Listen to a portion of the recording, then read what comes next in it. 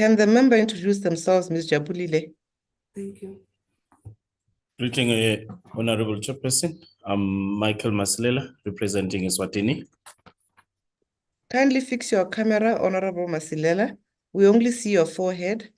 Okay. Oh, yes. That's okay right.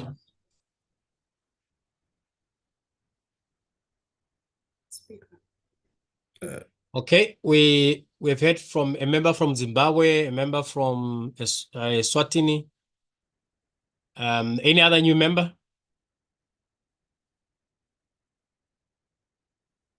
Any other new member? I guess those are the only new members. Honorable members, thank you.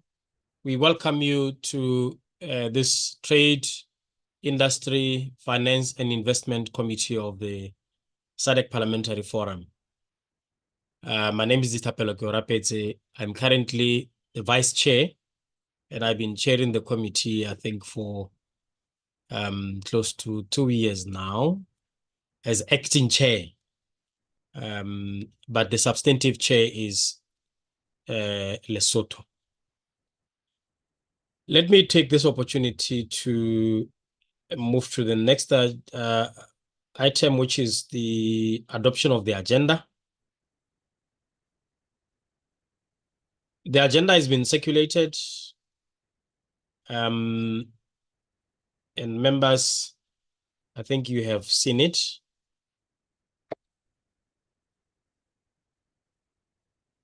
So can I ask one of the members to indicate whether we adopt the agenda as is, or they have any amendment to the agenda? Any mover?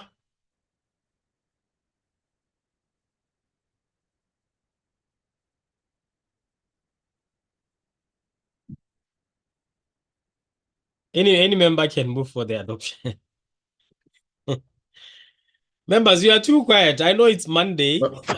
Honorable Chair, I propose that we adopt the agenda. Yeah, please identify yourself and the country. This is Honorable. Okay, this is Honorable Kalalwe Mkosa from Zambia. Thank you, Zambia. Any seconder? I second, Honorable Chair, from Eswatini. Thank you so very much. Yes, Honorable Chair. Thank you.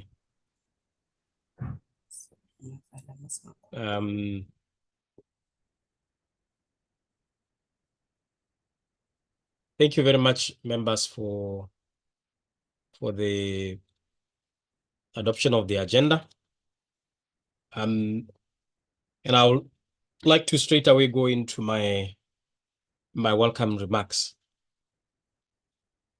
Honorable members of the Trade, Industry, Finance and Investment Committee, the Secretary General of the SADC Parliamentary Forum, Ms. Wemo Sakoma, esteemed resource person, Ms. Trudy Hassenbeck. I'm advised she'll join us later around 10. Members of the Technical Working Group of the SADC Model Law on Public Financial Management, SADC Parliamentary Forum Secretariat, staff of national parliaments, distinguished participants, ladies and gentlemen, Dumelang, Molweni, Bondia, Bonjour. It is my singular honor to welcome each and every one of you to our Standing Committee on Trade, Industry, Finance and Investment meeting, where we come together to discuss and deliberate on crucial aspects of regional cooperation and economic integration. This year, we are holding our meeting under the theme Collaborative Engagement on Enhancing Economic Integration through Opening Up of Services, Reduction of Tariffs, and Bolstering the Transport Sector. Honorable members, distinguished guests, ladies and gentlemen, in a rapidly changing global landscape, SADC's prosperity and competitiveness remain crucial in ensuring that the bloc is recognized as a major economic development player. In a world that is increasingly interconnected, regional trade and integration are key drivers of economic growth and development. Hence, it is imperative for nations to strengthen their ties, foster collaboration, and explore new opportunities that regional integration presents.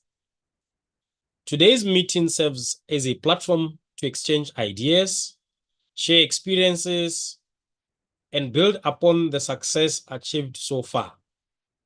It is an opportunity for us to collectively address the challenges that lie ahead and chart a course towards a more prosperous and resilient SADC region. Honorable members, distinguished guests, ladies and gentlemen, it is imperative that we collaborate in ensuring that member states work tirelessly to remove trade barriers, enhance connectivity, and promoting the free flow of goods, services, and investments. We can unlock new avenues for economic expansion. It is through collaboration and cooperation that we can create an environment conducive to innovation, productivity, and sustainable development. As we deliberate on the agenda today, I encourage each and every one of you to engage in open and constructive discussions. Let us leverage our collective knowledge, expertise, and experiences to identify innovative solutions, best practices, and policy frameworks that can accelerate regional trade and integration. Hence, honorable members, today's meeting ought to achieve the following key objectives. Number one, to examine and analyze the legal frameworks governing trade, infrastructure development, and investment within the SADC region and across Africa.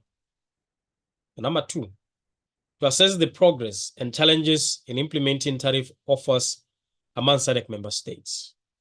Thirdly, to evaluate the advancements in harmonizing rules of origin within the SADC region.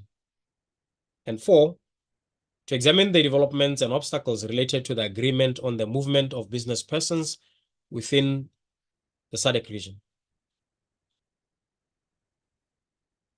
And five, review the status of industrialization studies conducted since 2018.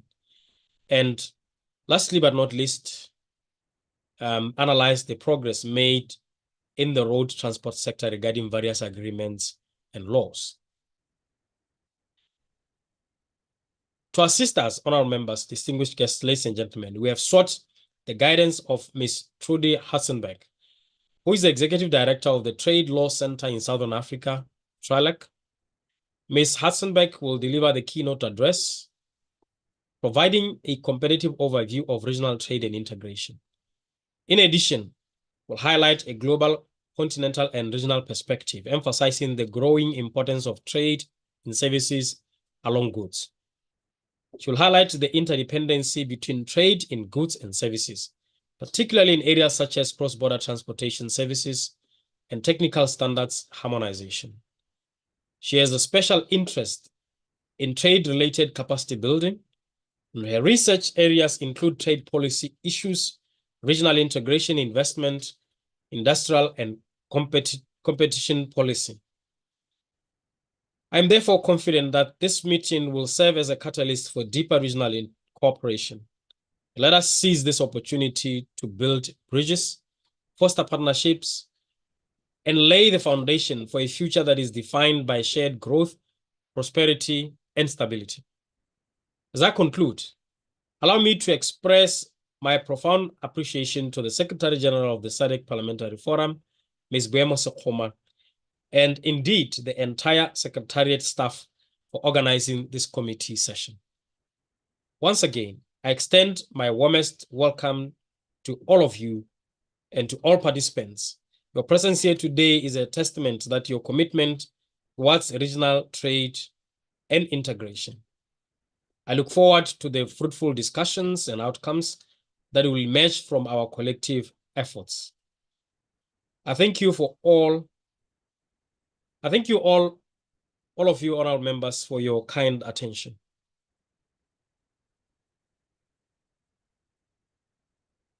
And I wish to, at this point, I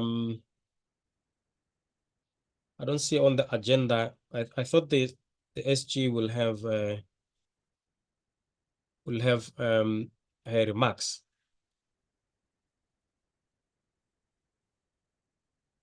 Okay. Yes, SG. Chair, the SG will not be having any remarks. If there are any observations that I'm guided to do, I may do that at the end of the session. Thank you. Thank you, Madam SG. At this point, honorable members, we'll move to the next item, which is consideration of the minutes of the meeting of the Standing Committee on Trade, Industry, Finance and Investment held virtually on the 17th of October 2023 under the theme Amplifying Citizens' Voices in Regional Integration in Southern Africa, Bridging the Engagement Gap by Bringing Parliament to the People. Honorable members, we shall now consider the minutes to confirm if they are a correct record of the meeting. And the minutes will be considered ad seriatim to accommodate any differences in pagination across the three languages. I think let's now go to the minutes. And as I've indicated, we will move ad seriatim.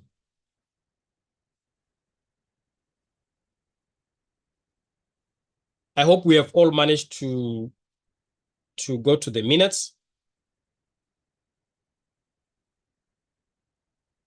What we first need to check is on the attendance. Members who were present, and apologies, and in attendance. If you pick any discrepancy there.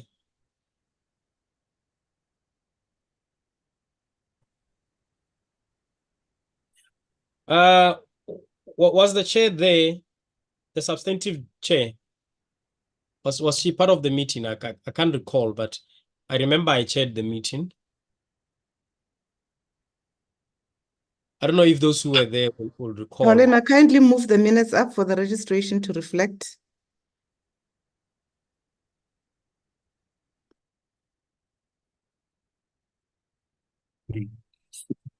Yeah, because the meeting reflects that she was there, but I can't recall. The only thing I recall is that I was chairing the meeting, among other things. Honorable Chair, good morning. Good morning. I don't think I attended this meeting. I don't remember attending this meeting. No. Yes. Thank you. Thank you. That's why I raised it. I thought the chair was not there. Thank you very much. We'll I think we'll consult the record and amend accordingly. yes, sure. Please. Yeah, thank you. Yeah. As I said, we will go ad seriatim. Let's go to item 1.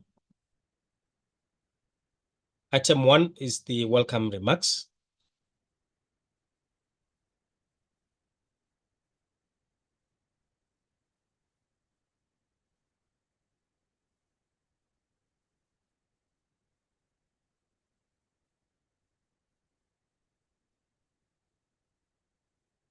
Okay. Item 2 was the consideration of the minutes of the previous meeting.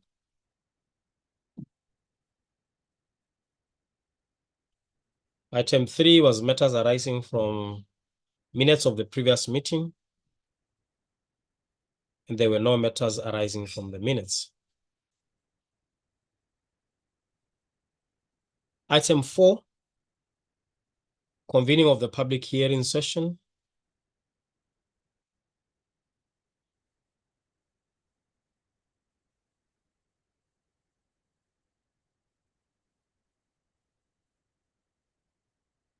Okay.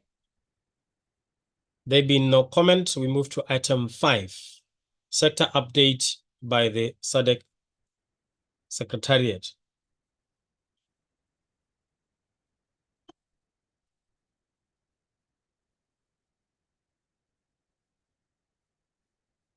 That's the presentation of the Africa Continental Free Trade Area after agreement by Mr. Rinaldo Mendiate, Program Officer, Multilateral Trade. 5.6 was also a presentation on the SADC Vision 2050 and the SADC Protocol on Finance by Mario Lironel, Senior Program Officer, Finance and Investment. Item 5.16 was also a presentation on trade measures and competition policy by Mr. Gladwell Hamare, Program Officer, Competition Policy. Okay, we move to item 6. Submissions from SADC citizens and stakeholders.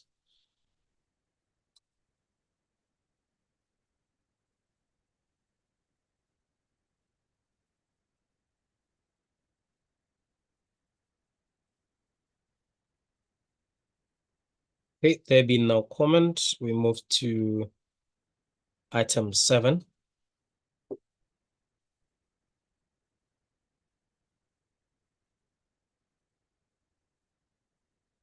Submission on how SADC member states should manage rising debt and ensure fiscal sustainability.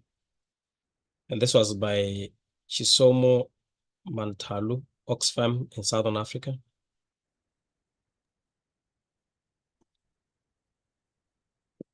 We'll move to item 8, submission on how SADC states should manage rising debts and ensure fiscal sustainability by Ama Karugas, legal practitioner.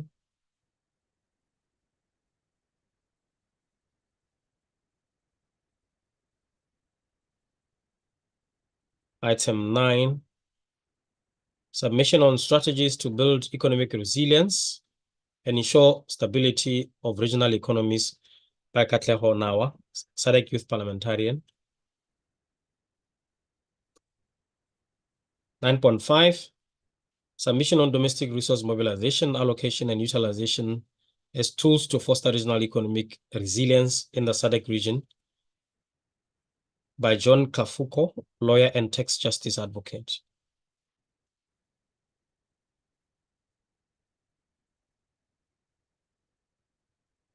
We move to item 10, submission on creating inclusive economic growth in SADC countries for equitable economic growth. This was by Princess Mujupela, SADC Youth Parliament.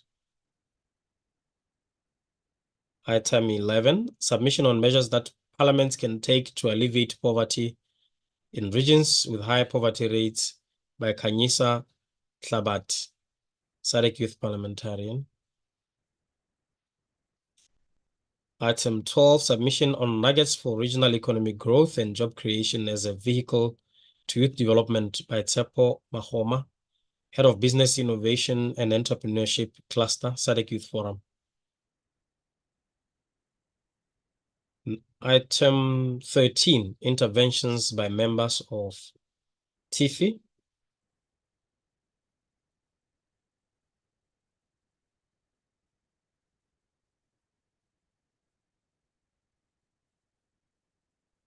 Item 14, closing remarks by the acting chairperson.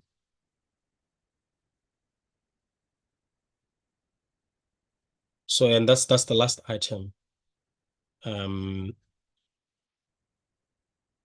So those are our minutes. I hope we have had time to go through our minutes, honorable members.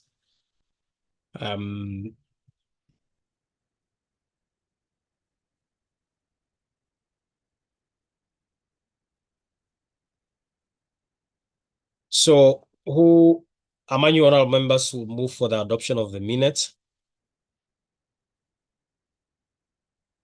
And it can only be members who were present.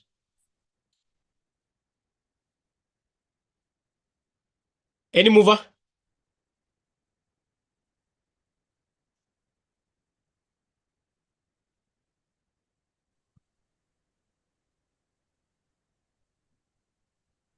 Hello? Hello? Yes, I can hear you. This is honorable member from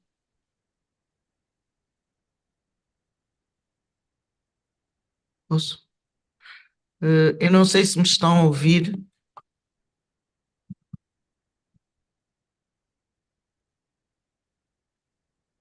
I don't know if I have my translation here. Isso posso continuar.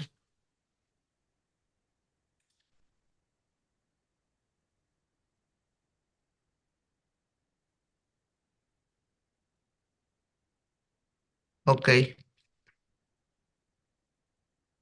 Honorable member from Angola, I think she should mute her unless she's making an intervention. Honorable members, can we have somebody who was present to move for the adoption of the minutes?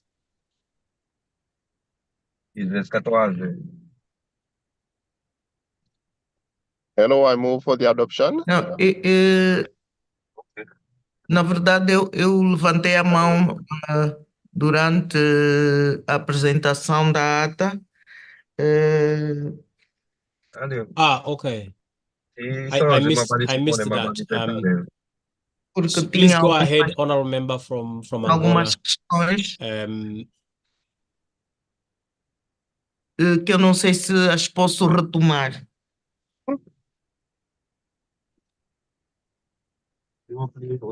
You can, because the minutes have not yet been adopted. Eu tenho aqui. Pois, eu tenho aqui no ponto 5.13, no âmbito que refere a questão do crescimento sustentável e inclusivo e apoiar a criação do emprego através de 3 áreas-chave, nomeadamente apoio para a elaboração de um quadro de política favorável no investimento em todos os Estados-membros, promoção de uma maior integração dos mercados financeiros na região da SADC e apoio ao reforço da inclusão financeira. Eu sobre essa questão gostaria de facto de ouvir alguns colegas dos outros Estados-membros, tendo em conta que Angola está neste momento a adequar a legislação de acordo com as recomendações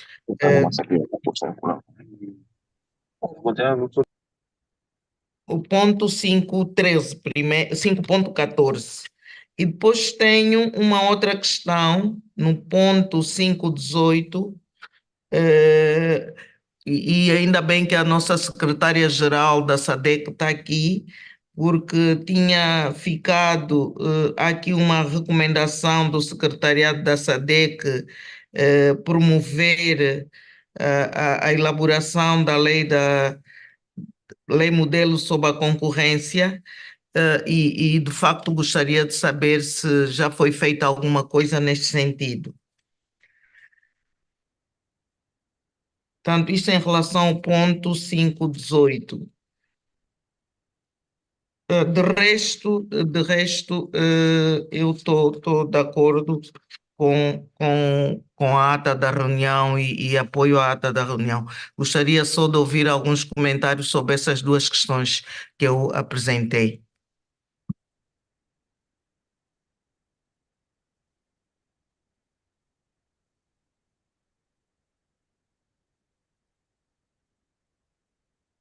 Thank you very much, honorable member. What we needed to establish was whether this is a correct record of what was discussed. And then we will then move to matters arising from the minutes. So that's when we'll have your comments there. So what we need at this point in time is for any member who was present to confirm if the minutes are a true reflection of what transpired in the meeting that I referred to, the meeting of the 17th October 2023. And a member from Seychelles, I believe it's a member from Seychelles, Clifford. Yes. Hello. Yes, good morning. Yeah. Can you hear me? I can hear you. Okay. Honorable Clifford Aglai from Seychelles. I wanted to second the motion for the adoption. or was it done? You'll be the mover, actually. You'll be the first mover for adoption. The mover for the adoption, yes. Yes. Seychelles has moved for the adoption of the minutes Yeah. as a true record. Who seeks to second? And as I've indicated, it can only be members who were present in the meeting. Any seconder?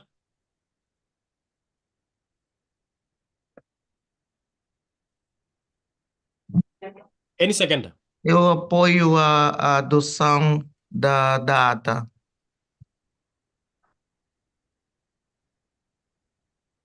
Thank you. Thank you so very much. I see Madagascar, your hand is up. You sought to also. Moi aussi, j'appuie l'adoption. Oh, thank you. Thank you. Thank you. Thank you so much. Thank you so very much. The minutes are duly adopted. Now we can move to matters arising from the minutes. Honorable members, we shall now deal with any matters arising from the minutes of the previous meeting. And even on this item, on this item of the agenda, we will do so item by item, or as they say, ad seriatim. Perhaps, Honorable Chair. Yes. This is a member of the Secretariat, Mr. Manzi. Oh, yes, Mr. Manzi. Yeah, okay. On the matters arising, there is, as Secretariat, we had prepared what we call it the action taken matrix, just to provide an update on the areas that the committee made resolutions, and also area that need some action. So perhaps, because I could see that one of the areas that the honorable member raised before, there is an action or an update that the Secretariat has prepared. Perhaps it would be better for your indulgence, Honorable Chair, that the committee secretary reads out some of the key action points that were raised by the committee or resolved by the committee. Then once that is done, if there are other issues that perhaps members may have after that, then you could consider thereafter. For purposes of just making sure that we or the members don't lose out some of the key areas that the resolutions were made on.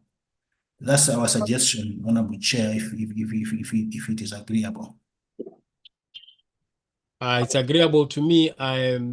Do we have the blessing of the committee for the Secretariat to lead in that regard?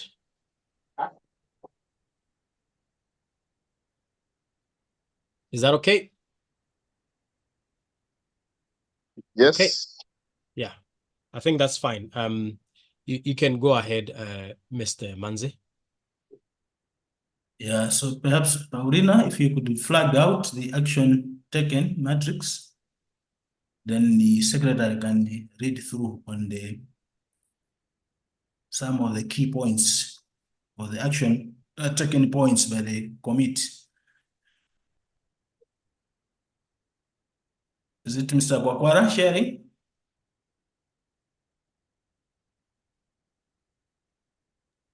Yeah, so Honorable Chair, the secretary is ready with the document I was talking about, and he will take the committee through on the. Let me just check if members have this resolution and action taken metrics.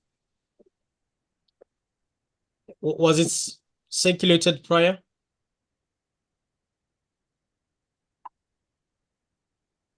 Can I just confirm with the Secretariat? Yes, I think from Secretariat point of view, we had circulated, unless members perhaps could advise us if they did not receive it.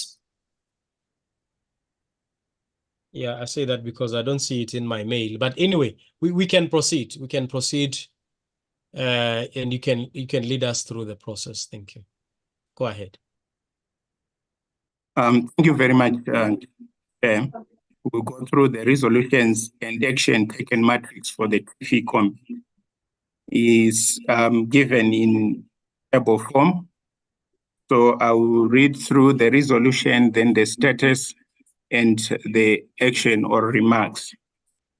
Firstly, there is call for concrete proposals to address the economic challenges in the region exacerbated by the COVID-19 pandemic and worsened by an unsustainable situation, which had led to shrinking fiscal space, limiting resources available for sustainable development in social sector spending, thereby escalating poverty levels in the region among women and children. The status of this resolution is work in progress, and the action to be taken is Secretariat is actively advocating for the domestication of the SADC model law on public financial management system, especially provisions related to sustainability and positioning parliamentarians to take a lead in demanding accountability on behalf of the citizens. In this regard, the Secretariat has developed a balanced scorecard to facilitate domestication and promote PFM reforms. The scorecard is being tested and once adopted will be rolled out across the region. The SADC PF remains fast in its advocacy for the streamlining of the common framework for debt treatment for greater responsiveness and inclusivity in order to provide relief to low-income countries, some of which are having to allocate more funds to interest payments than to critical sectors like health, education, and others. This is crucial for relieving the pressure of crippling debt burdens and allowing low-income countries to redirect resources towards urgent development needs, with a particular focus on benefiting women and children. And Action 2 on the resolutions is call to leverage regional economic growth to enhance job creation as a means of fostering youth development in the SADC region.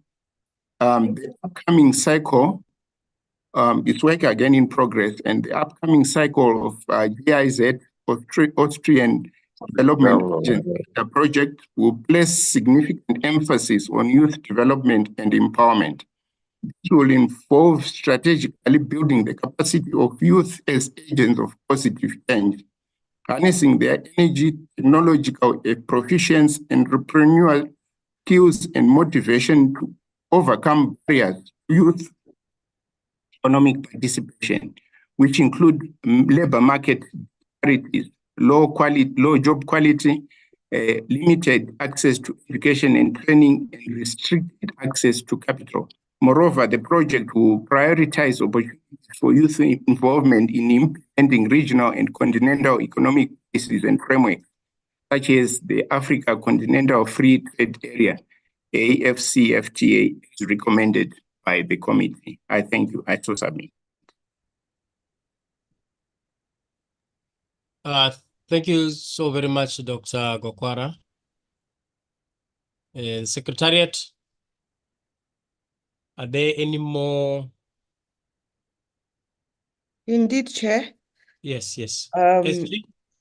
Yes, there was a request for clarity around the competition model law that was basically indicated by Angola.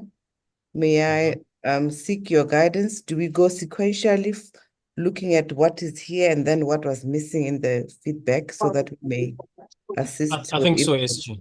I think so. Let's proceed in that manner.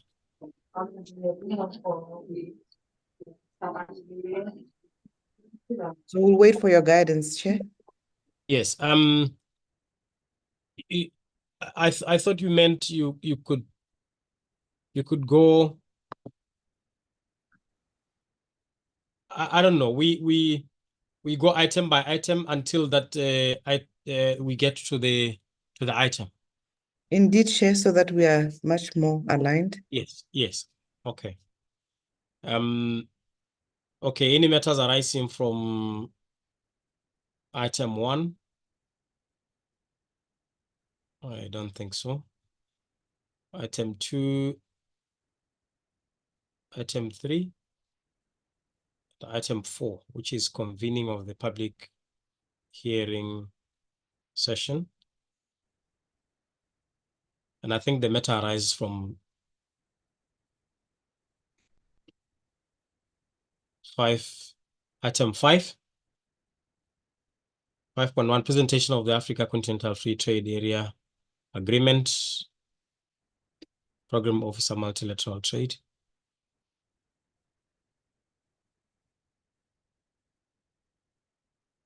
Any matters arising from there? 5.6.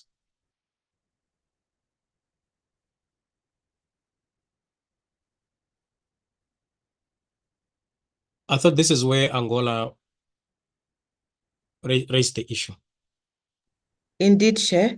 Yes. As indicated, Honorable Chair, the issue at hand was the development of the model law that the Angola is interested in. And we're happy to report that around the 4th of February this year, the UN organizations basically did launch the development of this particular model law. And the model law is entitled the UN CTAD Model Law on Competition After 30 Years. And it says some reflections. And it was launched on the 24th of February this year in 2024. We do not have it in the 3 languages. However, one would just briefly indicate that the model law is quite comprehensive in that it takes into account the global historical perspectives around competition law. It also gives us, features around competition law and policy in most of our countries. And it does, in a way, have one of the experiences of one of our countries, which is Zimbabwe.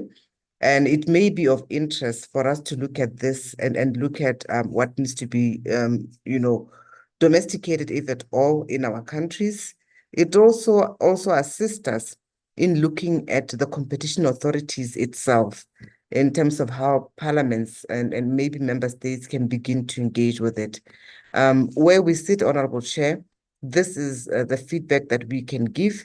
And if SADC as a bloc is also going to look at this, it may be simply to ensure that there's a framework within the region that speaks to our context.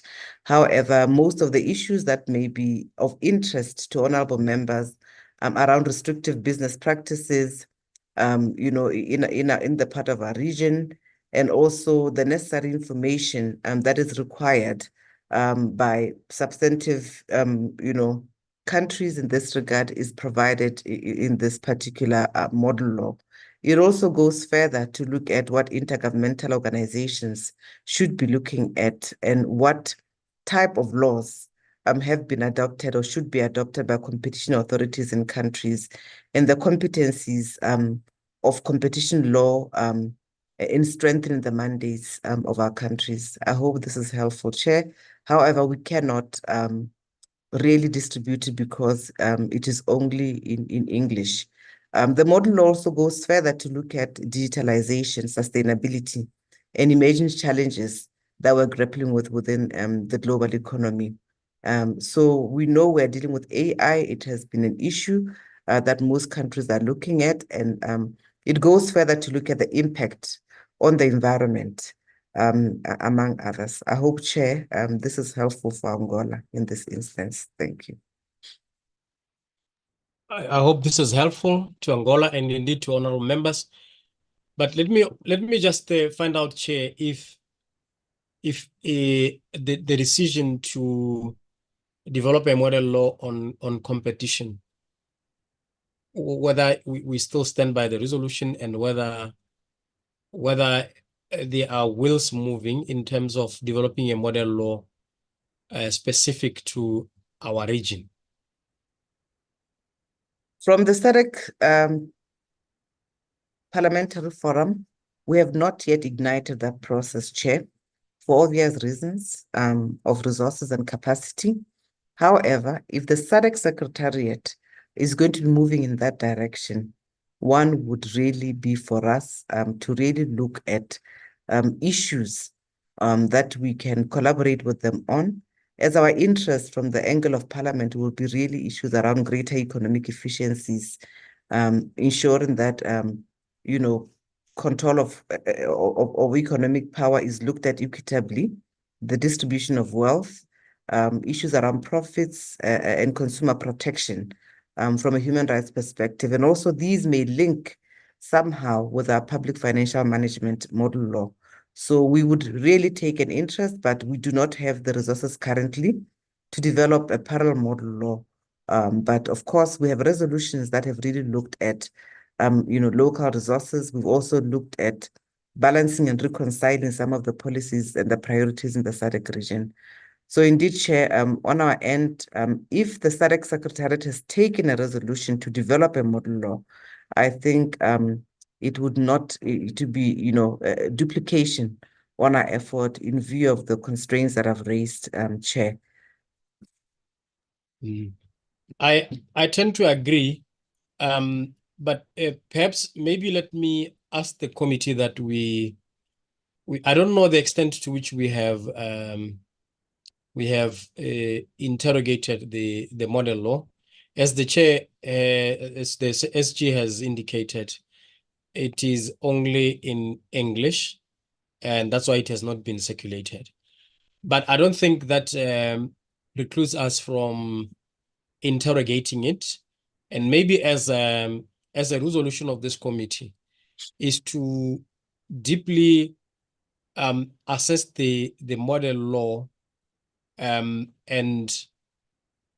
maybe check the extent to which it addresses issues that arise from the region, and then from the assessment after reading through and interrogating it, we can come to a conclusion of whether or not there is a need to either develop a regional model law or to just tap on the on that model law, or on perhaps even maybe codify some guideline to adhering to that model law, because I think it was made with the globalization on global trade in mind. I don't know the extent to which it covers issues relating to regional integration, especially the objectives of our organization. So I don't know if members agree, we could make it a resolution that we interrogate the model law, and then that will inform the decision of the committee in terms of what the way forward. But as it is, I'm inclined to believe that it's a model law that we need to emulate in the SADC region. We need to have a look at it and move in the direction that it recommends. Indeed, Chair, we have been guided accordingly. So I think the program directorate would look into, first of all, the next meeting we may report on a technical working group that would have been established to interrogate the issues as you have outlined them, sir.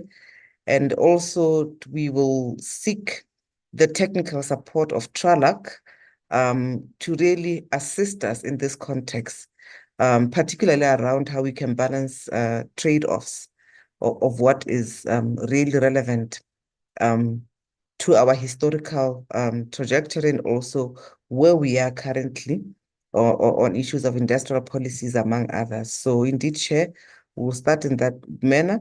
The technical working group will then give us a framework within which we can be able to engage with, because the reason why I'm saying we should look at, because we are going to be looking at issues of industrial policy. We have to look at how these frameworks interact with competition authorities. So we need those expertise.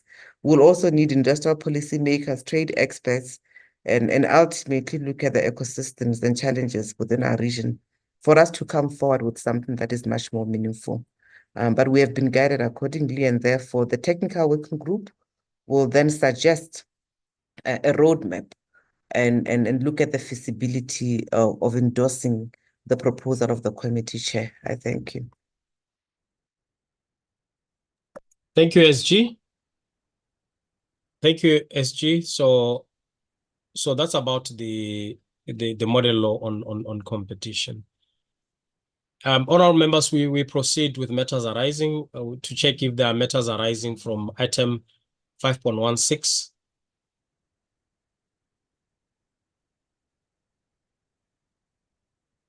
Item 6.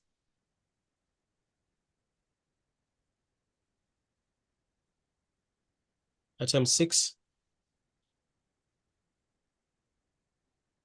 We're moving slow, Pauline. Item 6, please. Yeah. Mhm. Item 7. Just to indicate, Chair, that on item 6, Oh, it's item 6. the committee may wish to look at the guidelines that the forum has developed on human rights, in order to look into its domestication and therefore some of the issues that have been raised in this regard, particularly because these are coming from submissions of our citizens, and we must be seen to be responsive to what is coming out, Chair. So maybe a collaboration between the Democracy, Governance and Human Rights Committee in order to look at whether the guidelines that have been developed thus far serve us or can lead us as a committee to come out very strongly at the plenary assembly in terms of domestication of some of the resolutions that the committee set out for itself. Thank you. Okay. Thank you very much, SG. That's about item 6. Item 7.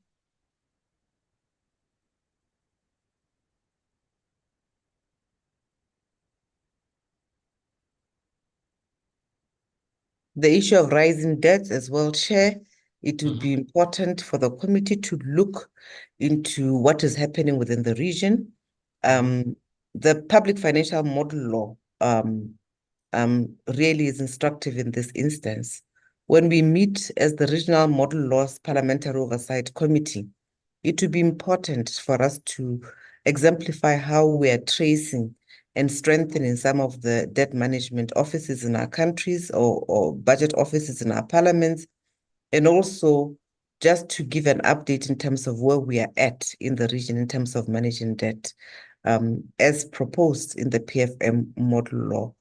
You'll recall, Chair, that that committee exists so that we're able to monitor our resolutions internally, and those that we table at the plenary assembly, then equally looking at relevant treaties or protocols that the region has already adopted. So in my view, Chair, maybe you may set out as an activity that the committee members actually bring report on this particular issue at the next meeting. It will also embolden the committee to look at whether we are indeed coming, at least implementing the recommendations that are set out, particularly on 7.3, Chair. Thank you. Thank you very much, SG. 7.3, that was on the recommendation that Mr. Chair, may I make a comment, please? yes, honorable member from Seychelles. I don't know. Let me Seychelles. check something before you go on, Cliff. Madagascar, your hand has been up. I don't know if it's an old hand of Elia, or you seek to comment on the matters arising. Number 7.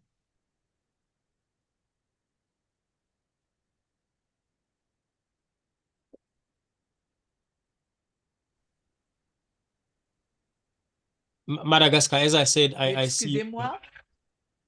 Oui, excusez-moi, j'ai oublié depuis longtemps, j'ai oublié de rabaisser ma main levée. J'ai pas d'autres questions à vous dire. Oh, okay, okay. Oh, that's fine. Thanks. Yes. Yes, Cliff, you can go ahead. Yes, Mr. Chair, what I was asking or suggesting is in view of updating our database, member state from the region of the SADC, is it possible also for us to get some insight as to where we are now as per country within the SADC region in regards to the debt situation that we are talking about now? Because I know for Seychelles, but it's also for us members of the committee to get an insight of what is the status of the managing of the debt situation within. Do we have a database of information? Thank you. Chair, Yes. if you allow. Yeah, thank you, Clifford. SG, Honorable SG. Yes. Chair, if you allow, the issue of debt must be managed from the process of the protocol that was developed and the ceilings that were set in the SADC region, of course, as they were domesticated by each country. However, we are requesting that honorable members whose role is to look at the budget must bring reports to this committee to enlighten us on what is happening in their countries. So it is an agenda item that must be considered in the next committee meeting. We are currently pre-testing a scorecard based on the public financial management model law, and this is one of the indicators that is being looked at. However, at this point, we are at a pre-test level and cannot give you any data to look at. From what the consultant, and this has been actually presented across the region, the SADCOPEC committees have actually been, they've been given awareness around some of these, the issues around the model law. And I believe that, Chair, if indeed we implement the scorecard quicker or within the expected time that we want, we'll be able to look at the provisions within the model law that countries are adopting. And therefore, we'll have data in that regard. And secondly, we'll be looking at reforms that countries are looking at to enhance the regulatory framework within their member states. And without, a wholesome process that gives us data from this scorecard, we're unable to give any data currently. But it may be good practice for members of this committee to assist us in collecting some of this data. And of course, we'll draw from the scorecard for us to have this data shared by the members of the committee. I hope this actually assists, Chair. Honorable from Seychelles, I don't know if this is helpful and you need to honorable members. And I think Yes, Honorable Chair, it's inside. We'll wait for when the scorecard will be completed. I think it will help us. Also, locally, each every member will have to scrutinize their status in their own country. This I know for Seychelles. I am doing it right now. But for my experience also is maybe to know what other countries are facing also. This will be important also for us. Yeah. Okay. Thank you. Okay. Yeah. I think if you also recall from the presentations that were made that the region had accumulated a total of 1.1 trillion in external debt and 1 trillion in internal debt. So we're talking about, say, more than 2 trillion in debt. So, and I think there were some figures which were floated in terms of country by country, but also most importantly the ceilings, statutory ceilings of each and every country, so that if we have that data available somewhere, especially by think tanks, already existing data, especially for the SADC region, I think let me ask the Secretariat to subsequently share it with the committee whilst we are developing the comprehensive one by the Secretariat. Okay, matters arising from item 8. It's also still on managing rising debts and ensuring fiscal sustainability. Any matters arising from there?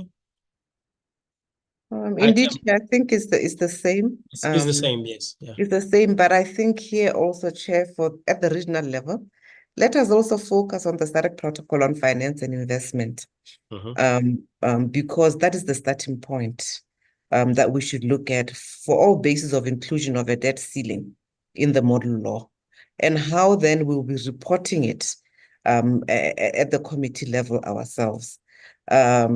Because it is enshrined in the SADC protocol. And when you look at some of the guidance that is there, there's a table where they're basically telling you, you know, what has been happening since 2008, where they're monitoring.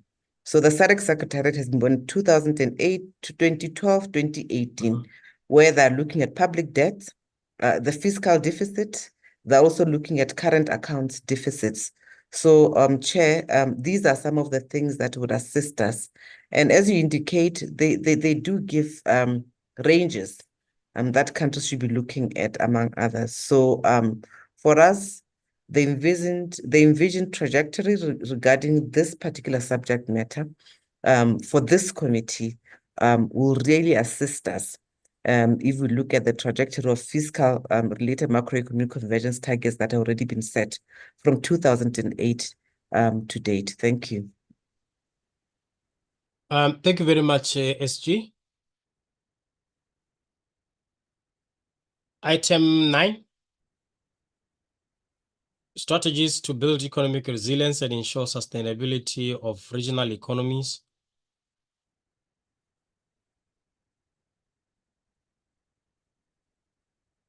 (9.5).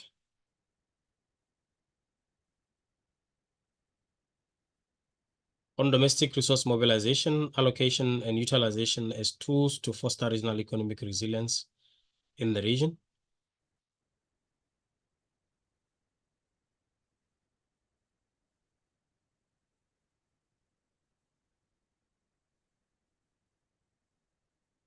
Item 10. Item 10 on creating inclusive economic growth in SADC countries for equitable economic growth.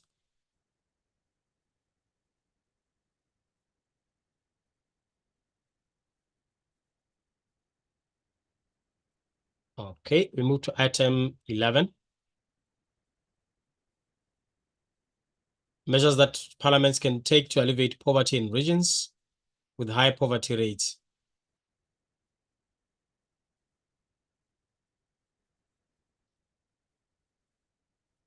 Item 12. Submission on nuggets for regional economic growth and job creation as a vehicle to youth development.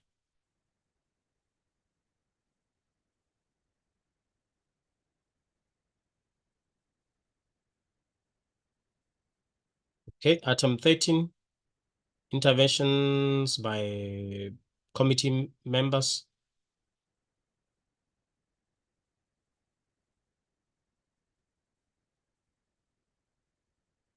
Item 13. Okay, item 14. Item 14 was closing remarks.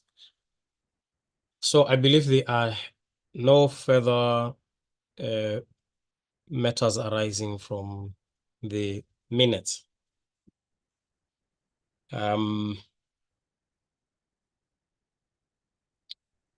Now, let me just find out from the Secretariat if our presenter is ready, because it's 3 minutes after 10. Yeah, she's on board. Thank you. Thank you very much. Yes, honorable members and partners, we are starting our first session, during which we will receive a presentation from our resource person, and thereafter members will share and discuss issues pertaining to regional trade and economic integration.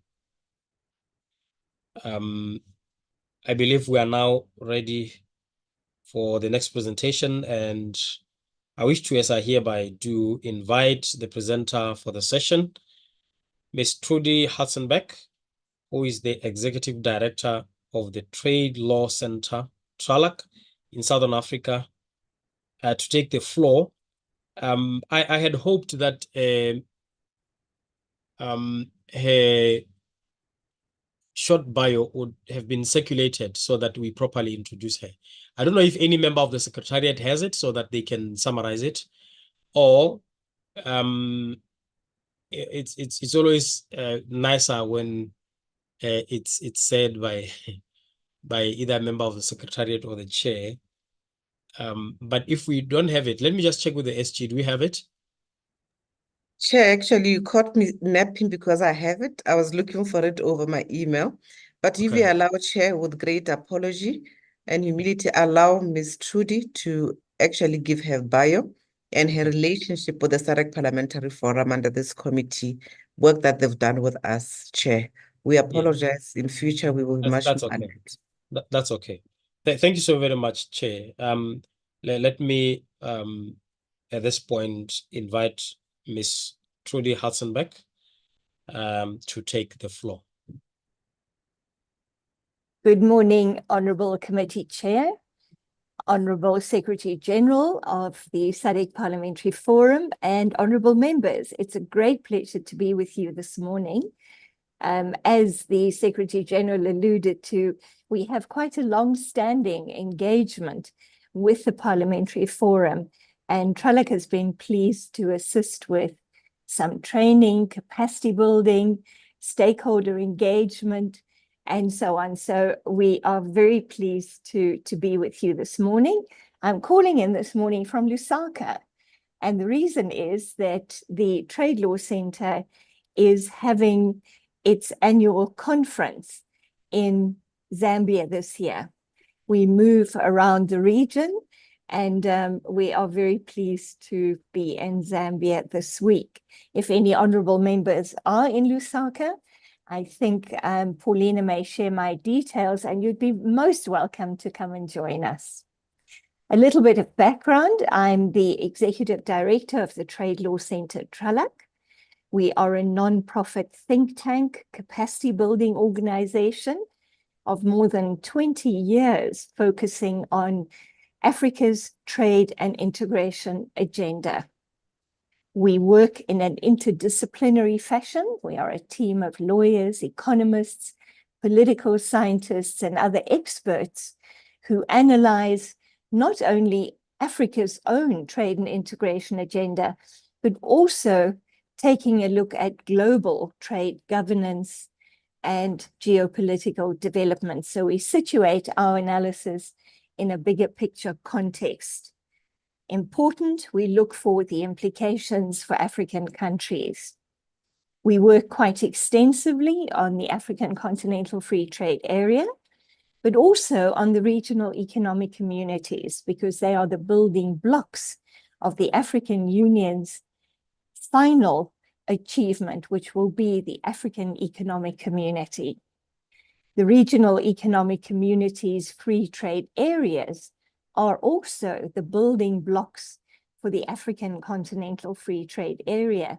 So I'm very pleased that I've been asked this morning to discuss the African Continental Free Trade Area, but also to make sure that we do not forget the important linkages to SADC's own trade and broader development integration agenda. So I will say a little bit about the synergies that we find now increasingly as the African Continental Free Trade Area negotiations are nearing finality, and we need to prepare for implementation. I do have a presentation, which I'm happy to share as well. And without further ado, I'm happy to provide an overview of what we will be discussing this morning. I look very much forward to having an interactive session, honourable members. So if you have any questions, please do indicate or put them in the chat room. An important question for us now, as the negotiations are reaching the final post, so to speak, in the African Continental Free Trade Area, is what has it become under this negotiating process and how will it function? It's very important that we take a look at the AFCFTA very carefully. It is a superbly crafted set of legal instruments that takes into account many aspects of trade integration and sustainable development. But it's also, honorable members, not an inward-looking instrument. It recognizes the reality of Africa's integration into the global economy. We are not insulated from what happens in the global economy, as we've been so severely reminded in recent years.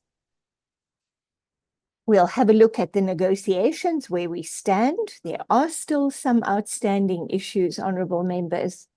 And then we will focus on the implementation. And this is, of course, particularly relevant for our conversation today and the oversight role of the honorable members as they monitor the regional integration agenda, but also now the continental integration agenda, because after all, it is the state parties who are also members of SADC who will be implementing their commitments and hopefully reaping the potential benefits that the African Continental Free Trade Area holds. We'll then focus specifically on the relationship between the AFCFTA and regional economic communities. And for our discussion, of course, the spotlight falls on SADC. We will have time for discussion and any questions that you may have. This is just briefly, for my purposes, really, colleagues, a reminder of the very unique role of a regional parliamentary forum. Honorable members have a unique vantage point from a regional perspective. So their role is, in a sense, distinguished from the role of the members of parliament when they provide oversight within their national context, within the national legal policy and governance context. They now focus also on the broader regional development agenda. And I think, again, this is a reminder, of course, that our economies and societies are integrated, and cross-border impacts of, for example, the African Continental Free Trade Area will be extremely important for us.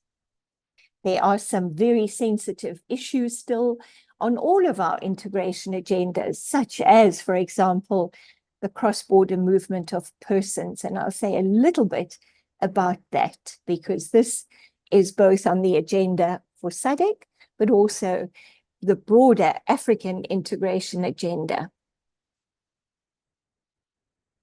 If we turn now to focus on the African Continental Free Trade Area, really, what is it and how will it work? How will traders, investors, producers be able to benefit from what has been negotiated by the representatives of all of the members of the African Union? Colleagues, it's a reminder that the AFCFTA is an inclusive initiative under the auspices of the African Union Commission, and so falls within the ambit of the African Union Integration and Development Agenda, Agenda 2063. Indeed, the AFCFTA is a designated flagship of the African Union. So it's closely connected to the objectives of boosting intra-Africa trade. Honorable members, if we take a look at the trade data, it is a reminder that most of Africa's trade is still with global partners. Around 15–16% of all of the exports from African countries are destined for other African countries. It means that more than 80% of Africa's exports go to global markets. Boosting intra-Africa trade requires also that we look at our productive capacity, our capacity to produce tradable goods and services. And I would like to emphasize the trade and services aspect. Honorable members, as I was listening to the discussion a little bit earlier, this was emphasized. And in the context of SADC, of course, we have made important strides with the adoption of the Protocol on Trade and Services coming into effect in February 2022. We are now in a second phase of those negotiations so that ultimately the SADC agenda will be a comprehensive services liberalization and integration agenda. We have the same objectives under the African Continental Free Trade Area. But in addition, colleagues, recent developments with which you and I are all the more familiar every day, including what we're doing right now, is digital trade. And so we see that in the context of the African Continental Free Trade Area, although this was not envisaged at the outset when the scope of the agenda was decided, a protocol on digital trade and, of course, a protocol on women and youth have been added to the agenda. This makes very good sense for Africa's development, but also to make sure that those who are often marginalized from economic opportunities, women, youth, persons with disabilities, and so on, can participate effectively in trade opportunities. Under the African Continental Free Trade Area, we are also reminded when we take a look at the structure of the agreement of how important the elimination of non-tariff barriers is. This makes the broad trade facilitation agenda of the African Continental Free Trade Area particularly important. We again have a connection to SADC's trade, transport and trade facilitation agenda. Indeed, SADC, together with partners in East and Southern Africa, have an excellent track record for promoting a comprehensive transport and trade facilitation agenda to address the practical challenges of cross-border trade, investment, and economic activities. One of the principles of the African Continental Free Trade Area's colleagues and honorable members is the principle of the acquis. Now, our colleagues who speak French will remind us that this means what has been achieved already. And the AFCFTA agreement, colleagues, is a very practical agenda. It recognizes the value, the importance, the contribution of the regional economic communities. And so it accepts and sees that we can build on what has been achieved at REC level. And I think this is an extremely important point. The RECs will not disappear. The trading arrangements will continue and may well be deepened as we are doing in SADC with our trade and services agenda. So we will have a look at how the African Continental Free Trade Area and the REC trading arrangements will coexist alongside one another going forward. As is the case with all our integration initiatives, honorable members, the AFCFTA is member-driven. The members are the members of the African Union, and they decided in January 2012, when the heads of state and government convened in Addis Ababa to establish the African Continental Free Trade Area. They've also decided on the scope of the agenda. And there are provisions in the AFCFTA that allow this agenda to be expanded as they deem necessary. And so we've already seen the addition of the Protocol on Digital Trade and the Protocol on Women and Youth in Trade. It's interesting at this point, we don't have a separate protocol on trade and agriculture. So agricultural goods are incorporated alongside industrial goods in the Protocol on Trade and Goods. We also do not have a protocol on climate change. And honorable members, we are increasingly aware of what this existential crisis means for all of us in SADC, on the continent, and globally. But we do see references to climate.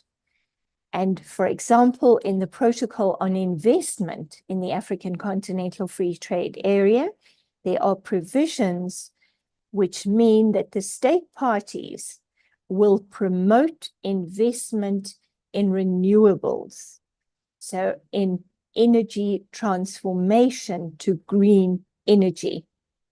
In our part of the world, honorable members, we have significant opportunities to take up these new technologies which make energy generation possible to be efficient and competitive, even at relatively small scale.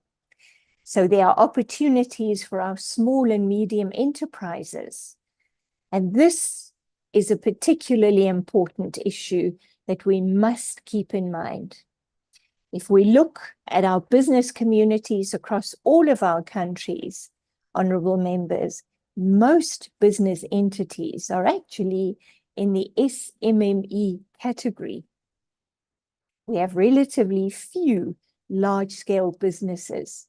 They are dominant in many markets, but SMEs, honorable members, this is the driving force for economic growth, for job creation, which is extremely important to all of our countries.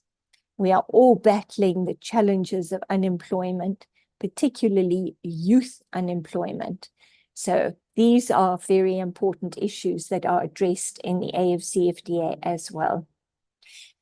Negotiations to complete the African Continental Free Trade Area, honorable members, began in June, July 2015, and they progressed quite fast under the auspices of the African Union Commission, which was the convening organizer of those negotiations.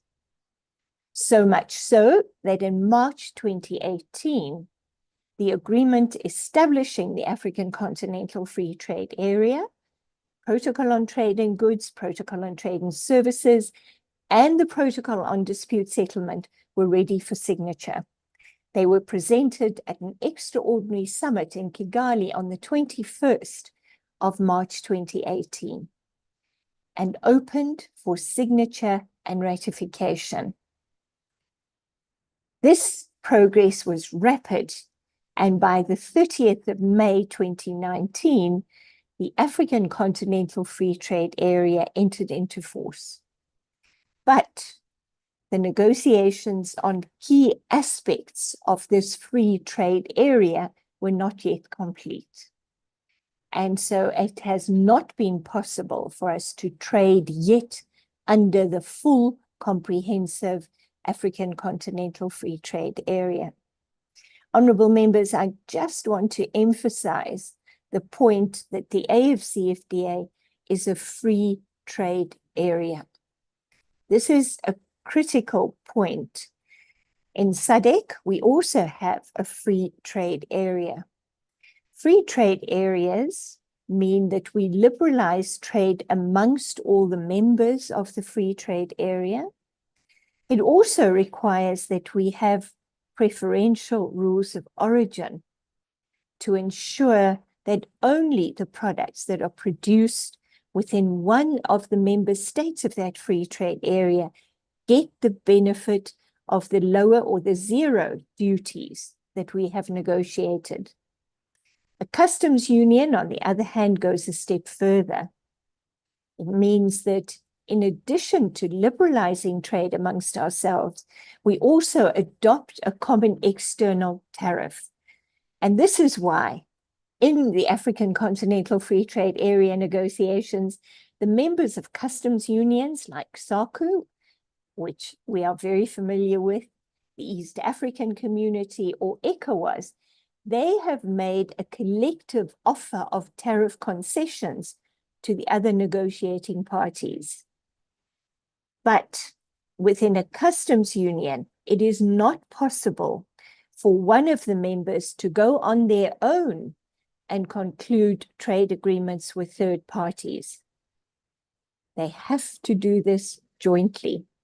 Within a free trade area, on the other hand, it's a more flexible arrangement, and so does permit individual members to conclude free trade agreements with third parties. And this is spelled out in the AFCFTA agreement.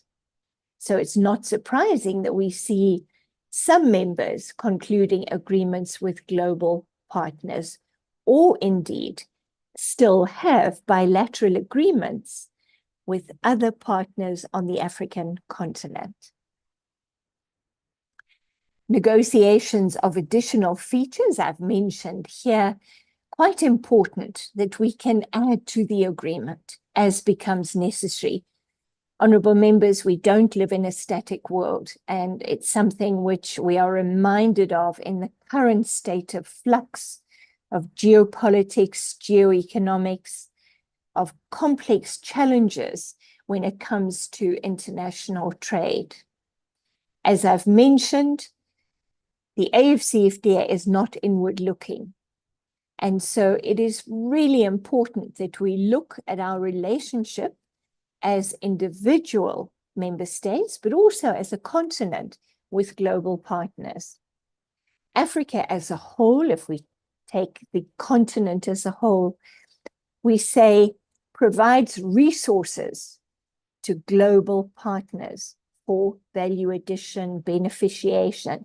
So Africa as a continent is forward linked into global value chains. Now, I'm mentioning this point because here again, we find a point of connection between trade and industrial policy, which finds expression in the African Continental Free Trade Area, but also in SADC's integration agenda. Of course, if we go back to 2014, I think it was April 2014, when we adopted the regional industrial strategy, and I think the meeting was in Zimbabwe. So too, the AFCFTA is now recognized, honorable members, as a framework for Africa's industrialization. So the points of connection between SADC's industrialization agenda and the continental integration agenda are particularly important for us to note. Which are the priority sectors that we've identified? How are we going to facilitate industrialization? And particularly, how are we going to support and facilitate cross-border value chains? And the cross-border value chains are a reminder, honorable members, of how closely trade and industrial development are connected, because cross-border value chains require that we focus on tariff liberalization, elimination of non-tariff barriers, that we take a look at facilitation of cross-border processes where interagency cooperation between our customs, standards, and other authorities that are all present at the borders facilitate and not frustrate trade. So the trade facilitation agenda, both within SADC, but also the AFCFTA, is absolutely essential for industrialization and cross-border value chains. And we'll say a little bit more about that. I've mentioned here some resources. Of course, in recent years, we've seen that there's a strong focus on the newly discovered and newly mined resources that we have on the African continent, referred to as the critical minerals. And here we are looking at minerals such as lithium, but cobalt, copper, and many others, which find their home under the surface of our Southern African region, are essential to production, but also increasingly to the technological developments. All of our technological equipment, our mobile phones, other applications, and also the new renewable technologies that we use in motor vehicles, in energy, and so on, require inputs of the minerals which we find in our part of the world. How can we support value addition? And of course, we are seeing some good examples and policies adopted by member states in the SADC region, for example. Some of the members, Zimbabwe, Namibia, and others, have introduced policies to limit the export of raw critical minerals. They want to boost value addition domestically. We're also seeing foreign investment coming into our region to use, for example, the lithium deposits we have in the Democratic Republic of the Congo as well, for the production of batteries for electric vehicles.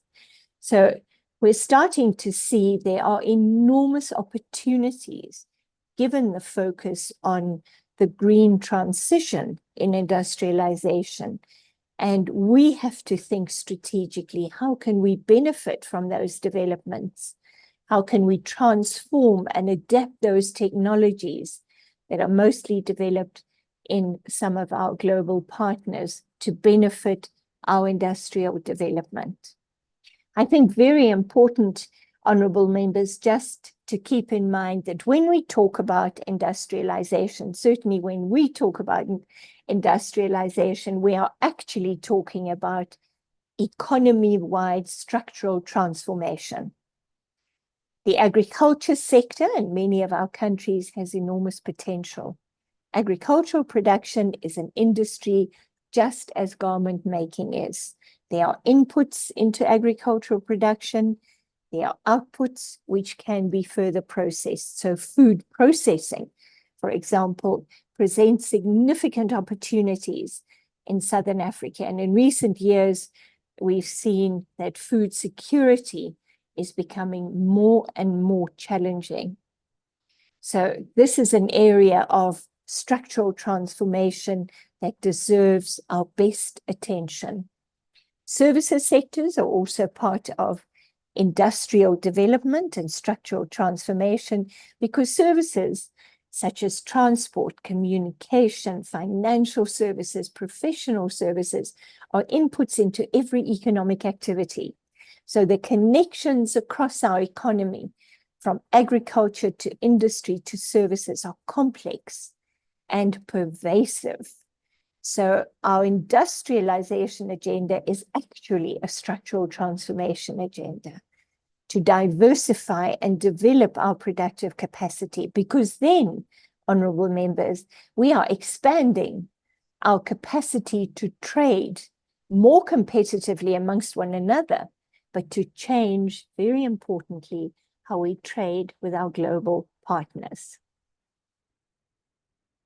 This is just a reminder again, of course, that the AFCFTA fits into the broad development strategy of the African Union Agenda 2063.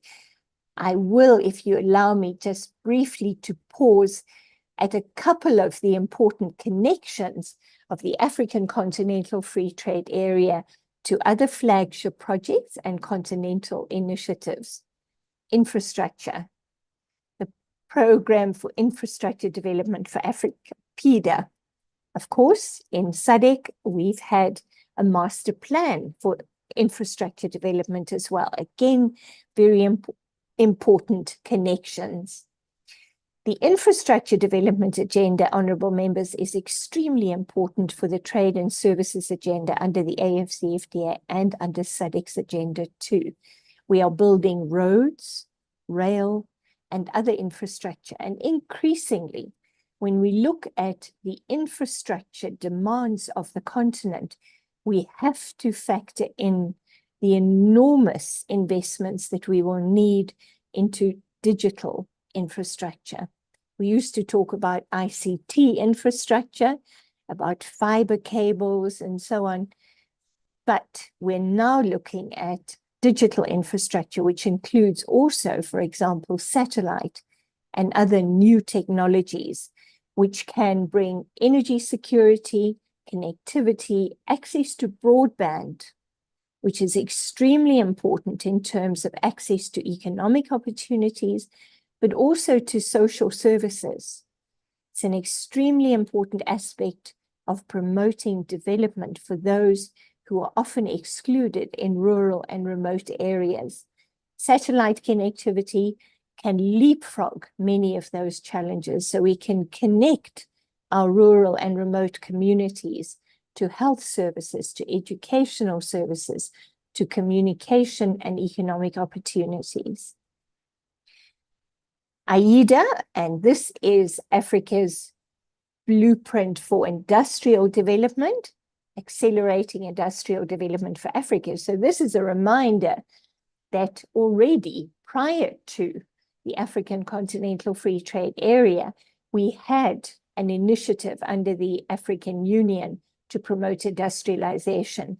And a number of sector programs, for example, for pharmaceuticals, go back to 2013, 2014, and 2015. They have now been expanded and, of course, developed further, particularly taking into account our experiences during the COVID pandemic, so that we can develop the capacity to produce pharmaceutical products, vaccines, and the medical equipment we need to deal with medical disasters and crises, which unfortunately are likely to be with us in the future as well. I'd like to focus just very quickly on the Protocol on Free Movement of People, honorable members. Keep in mind, this is a separate protocol. It is not part of the African Continental Free Trade Area.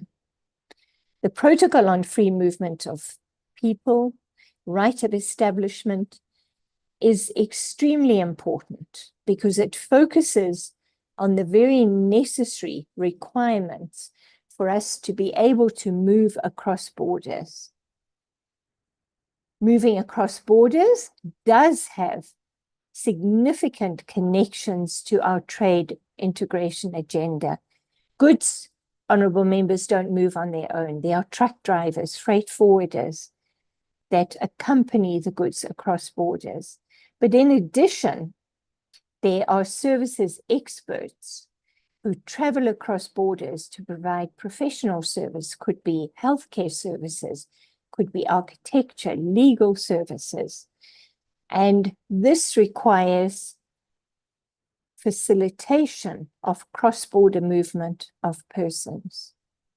In addition, for services sectors such as education and in particular tourism, students travel across borders to go to universities or to schools in jurisdictions other than their own. And the tourism industry in our part of the whole world holds significant potential. Cross-border movement of tourists, extremely important opportunity. It has to be done safely, securely, legitimately. And so most countries do have immigration laws which specify what is required for cross-border movement of persons to enjoy tourism services or to provide professional services, or indeed to come and invest in our countries. So we see very important links between this Protocol on Free Movement of Persons and the Trade and Services Agenda, both of SADC, but also in the African Continental Free Trade Area. Finally, I'd like to mention just very briefly that we are looking at also focus on air transport services. And this, there are two decisions. So the Air Transport decision and the Yamoussoukro decision, which was signed in January 2018. Honorable members, flying across the continent for professional purposes, for tourism purposes, for any other business purposes is extremely important way of connecting our continent. Unfortunately, we have a long way to go here.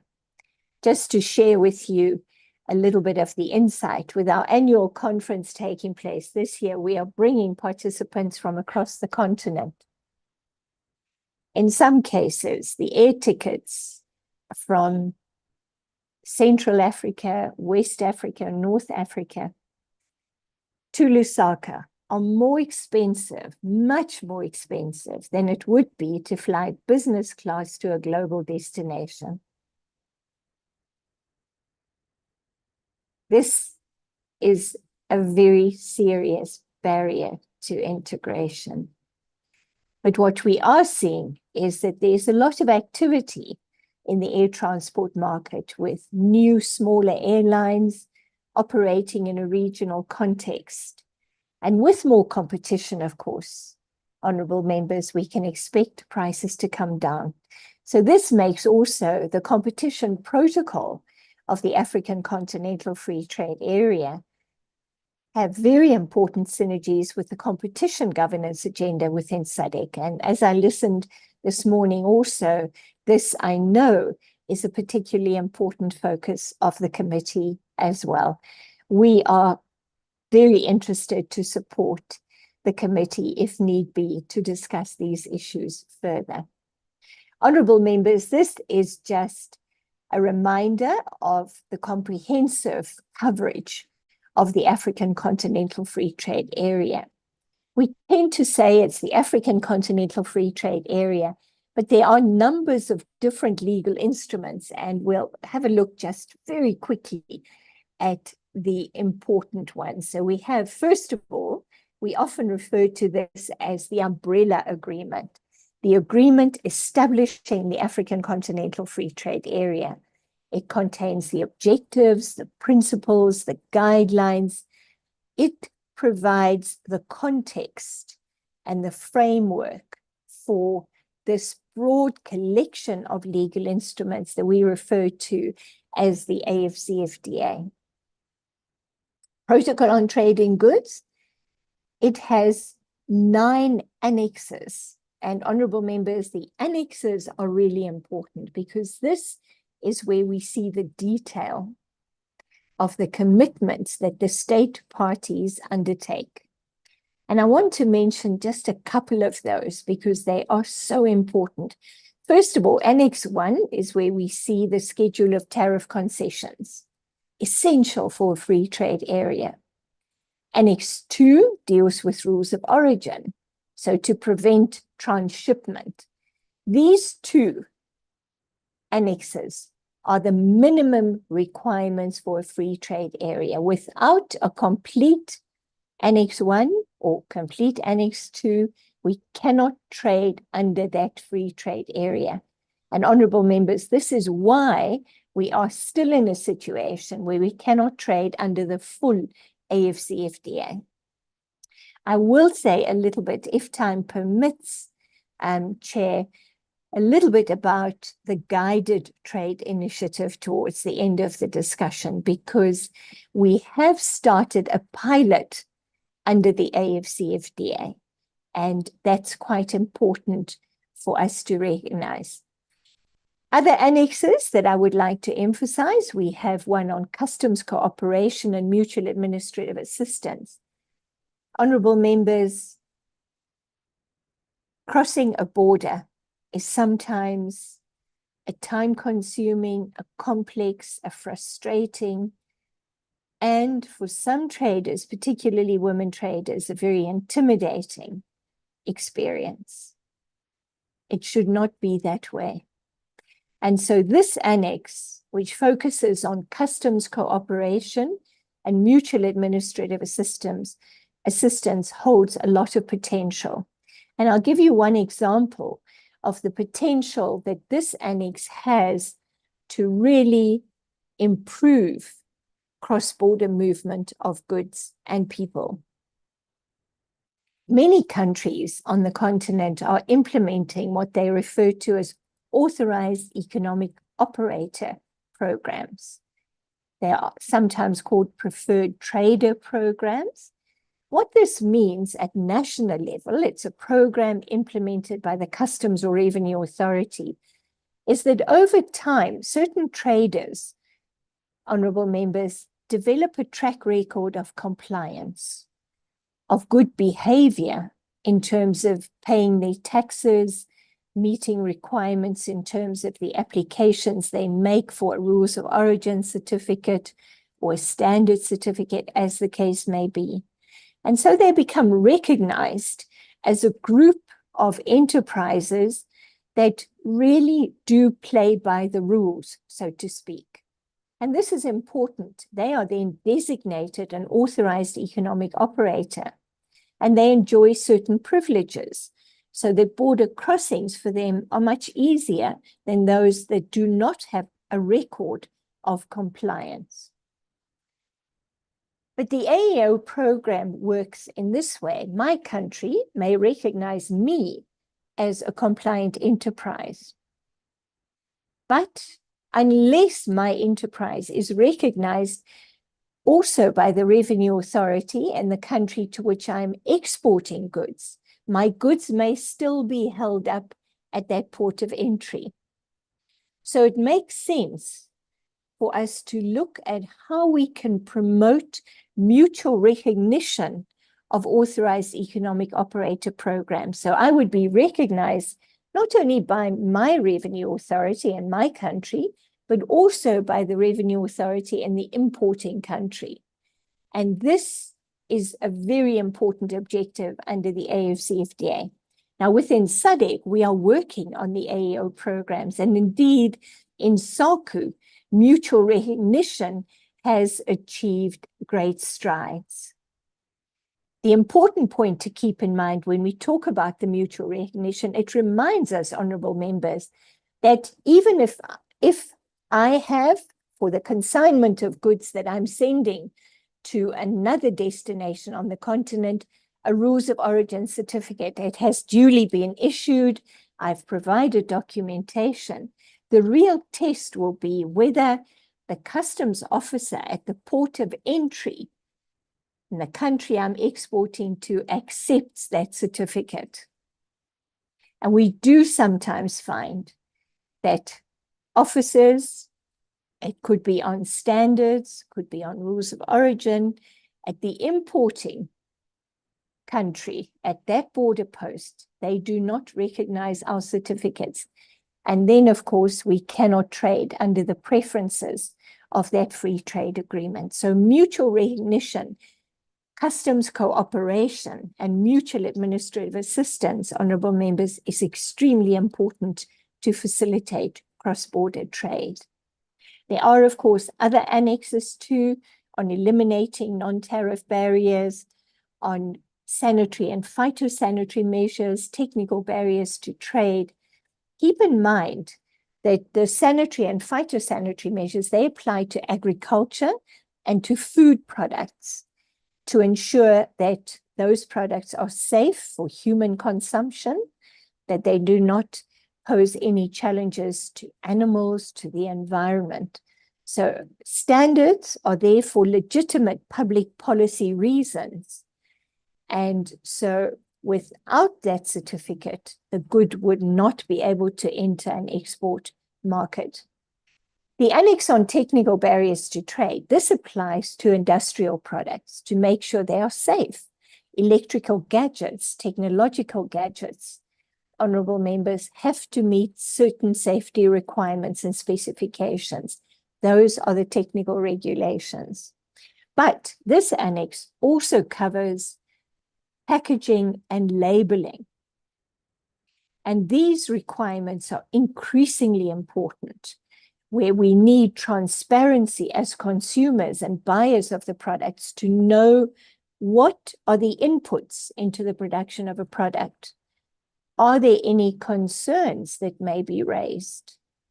Packaging, over time, what we expect to see, honorable members, is that packaging will have to be more environmentally friendly, less plastic and plastic derivatives, so that the packaging is recyclable, reusable, and eventually compostable, so that it is environmentally friendly. Transit, honorable members, quite a number of countries in SADC are landlocked or land-linked, as we say. This means that we have to take a look at how goods transit to those countries and through them to their final destination. And there are rules and regulations, of course. The goods must be in bond, so the consignments must be sealed and secure. There must be a seal, so there's no tampering with the goods. Otherwise, those goods will not proceed to their final destination. So transit measures, transit arrangements, insurance, covering the good from the factory gate to the final consumer are really important issues. Very briefly, take a look at the Protocol on Trade and Services. Honorable members, this is becoming increasingly important for us, not only in terms of trade facilitation for goods, but trade and services in and of themselves. So what we're doing this morning is, in fact, a cross-border supply of services. We have seen, for example, in the financial services sector, we've moved to digital processes, online banking, cross-border electronic funds transfer, the EFTs, and so on. So we're starting to see that trade and services brings more and more opportunities, also for small and medium enterprises and even for the micro enterprises. So trade and services closely related also to digital trade in certain respects. Digital trade, honorable members, covers some areas of significant opportunity. It includes cloud-based services, such as what we're doing here with Zoom, but it also includes many apps or applications.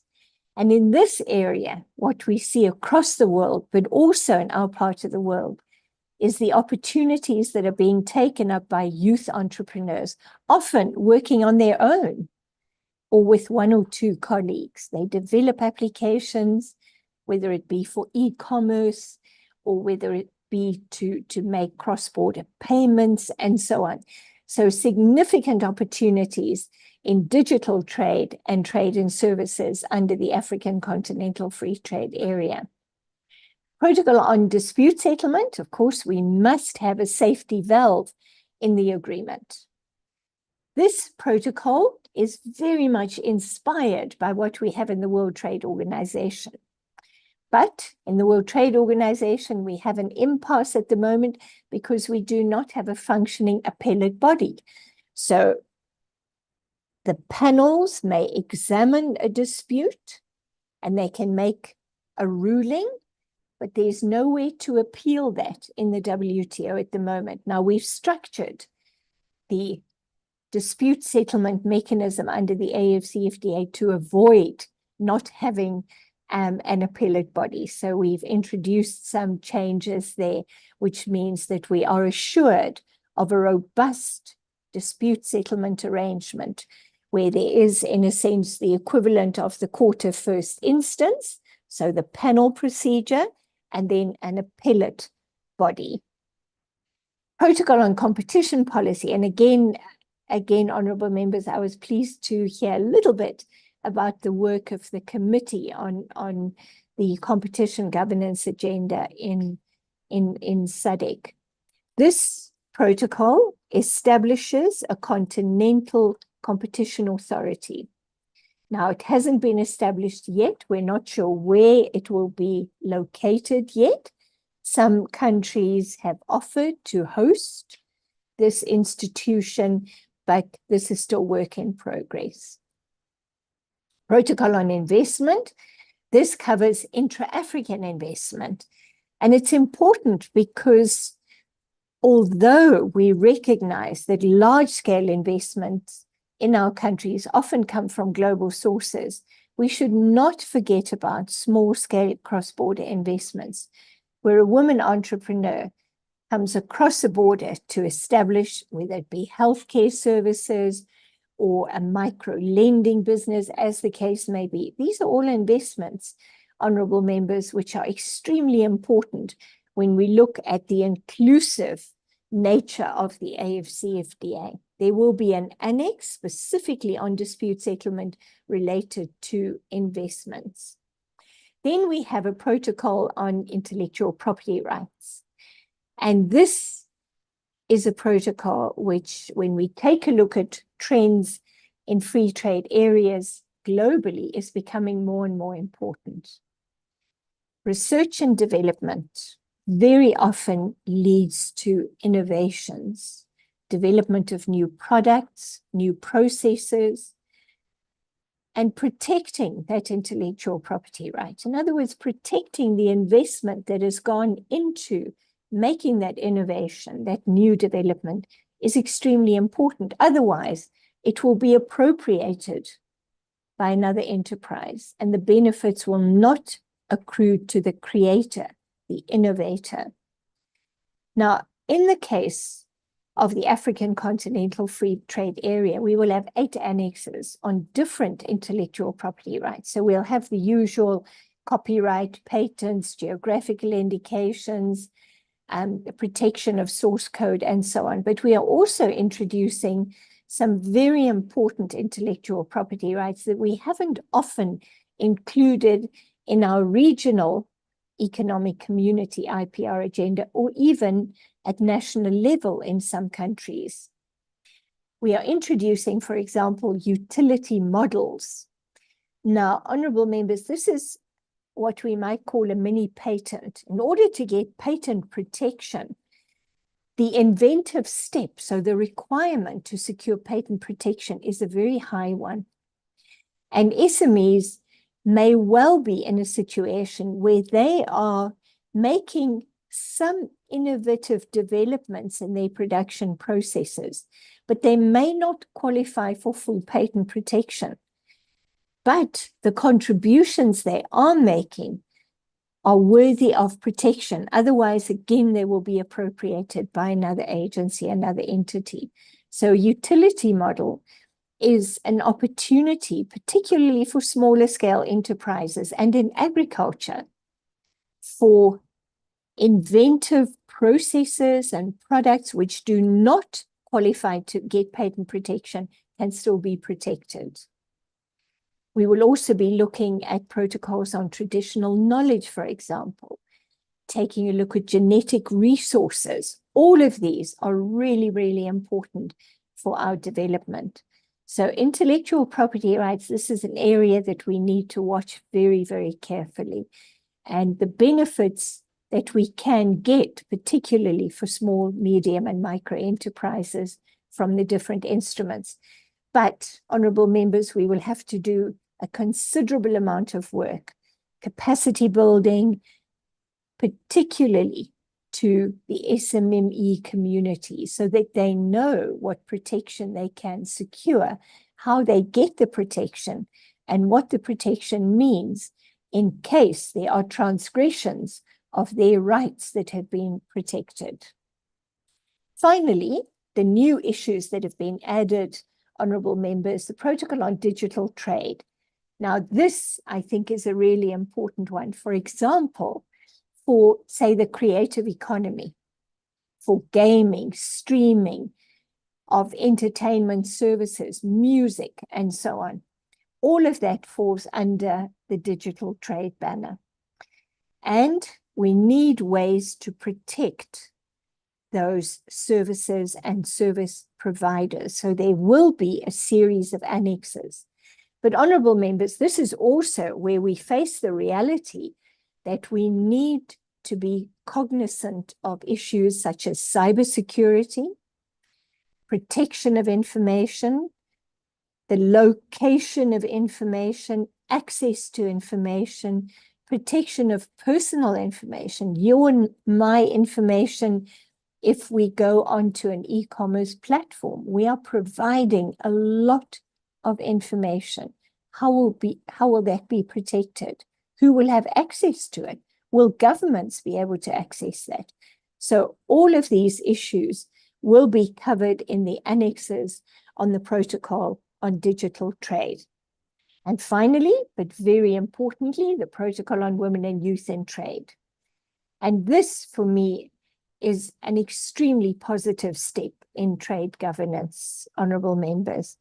This is where we recognize that women and youth and other marginalized communities often face more difficult, more challenging barriers than other traders, entrepreneurs, and investors.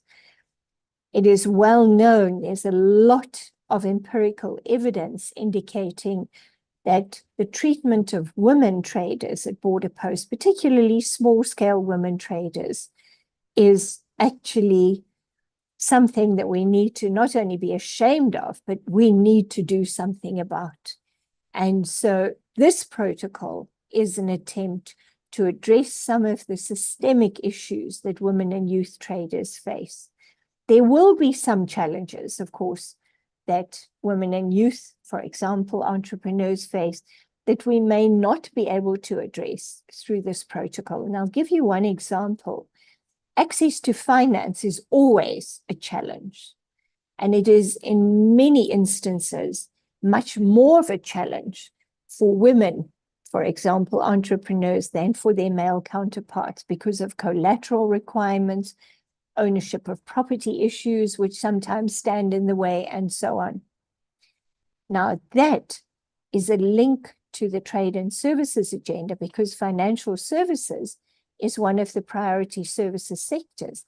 And here, honorable members, we need to study the financial services regulatory framework, but also the commitments that our state parties are making to liberalize trade in financial services.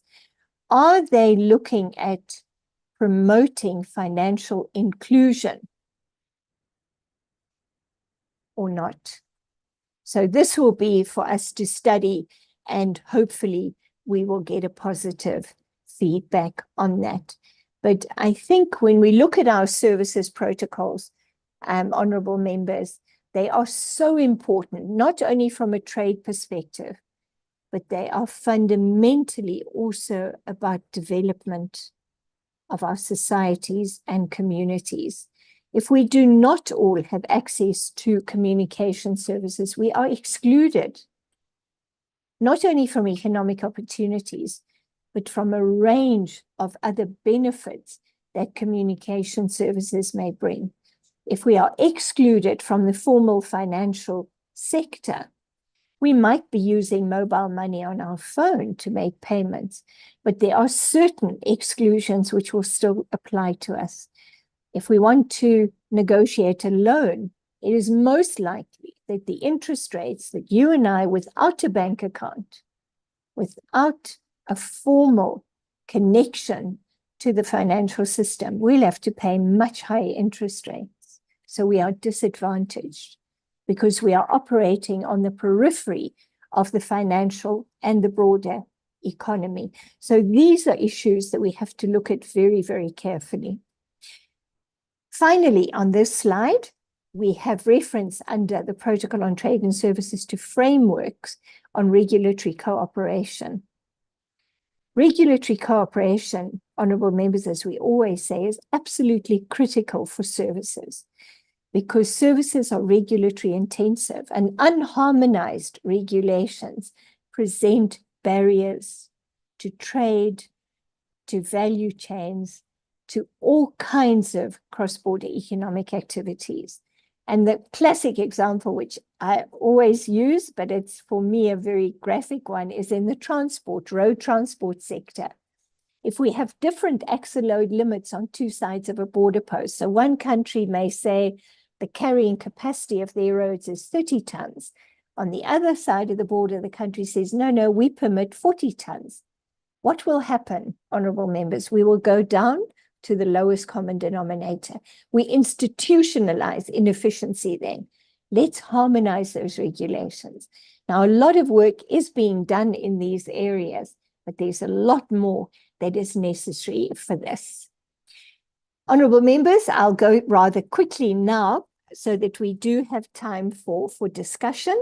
This is just a very quick update. I think we're all familiar with, and as you would have heard in presentations, 47 members of the African Union have now ratified the AFCFTA. So if we look at the SADC situation, then we actually see that most members of SADC are now so-called state parties. So the pink countries on the continent, those are the ones that have ratified the agreement. The gray ones are still to ratify. And of course, only Eritrea has not yet signed the agreement. A brief negotiations update. If we take a look at the trade and goods agenda, we've made a lot of progress. But on the two minimum requirements for a free trade area, tariff and rules of origin negotiations, we still have some work. So not all the state parties have submitted their offers of tariff concessions. And rules of origin for some clothing and textile products and for automotive products are not finalized. Most recently, we made strides in finalizing the guidelines for implementation of Annex 9 on trade remedies and safeguards. This is also a safety valve in the agreement. So if there's unfair trade, such as dumping of products from one state party to another, we should have a remedy. Safeguards, if we suddenly see a dramatic surge of imports coming into our country from another AFCFTA state party, this could cause serious harm to our domestic industry. We need to be able to take some remedial action. That's what Annex 9 is about. But many countries across the continent don't yet have the national policies, laws, and institutions to do the necessary investigation to see whether in fact there was dumping or whether in fact there has been a surge of imports. So there is still a lot of work to be done. So we now have guidelines to implement this annex. I think that's a very positive development. I'm hoping, honorable members, that we will see guidelines for the implementation of all the other annexes too. This would help our state parties enormously to make sure that they implement the full agreement. Trade and services negotiations. There are 5 priority services sectors. Honorable members, I'm sure you're all familiar with them: finance, communication, transport, tourism, and business services. The business, these are the professional services, legal services, architecture, and so on. And then the regulatory frameworks. We're focusing on finance and communication. Some 22 state parties have now submitted offers of their sector commitments for the 5 priority services sectors. So we've got some way to go there as well. Now we have the protocol on investment. There were 2 articles last year at the AU summit, articles 19 and 21, which deals with compensation and expropriation, that were referred back by our heads of state to the Council of Ministers. They've just been approved at the February 2024 summit. The annex on dispute settlement still to be done. Intellectual property rights, we've mentioned. We've got work on the annexes. Protocol on competition policy is done. Protocol on digital trade, but we need the annexes. Protocol on women and youth has been adopted, so we can now start implementing that. This I'm going to skip through. It's just about the tariff concessions.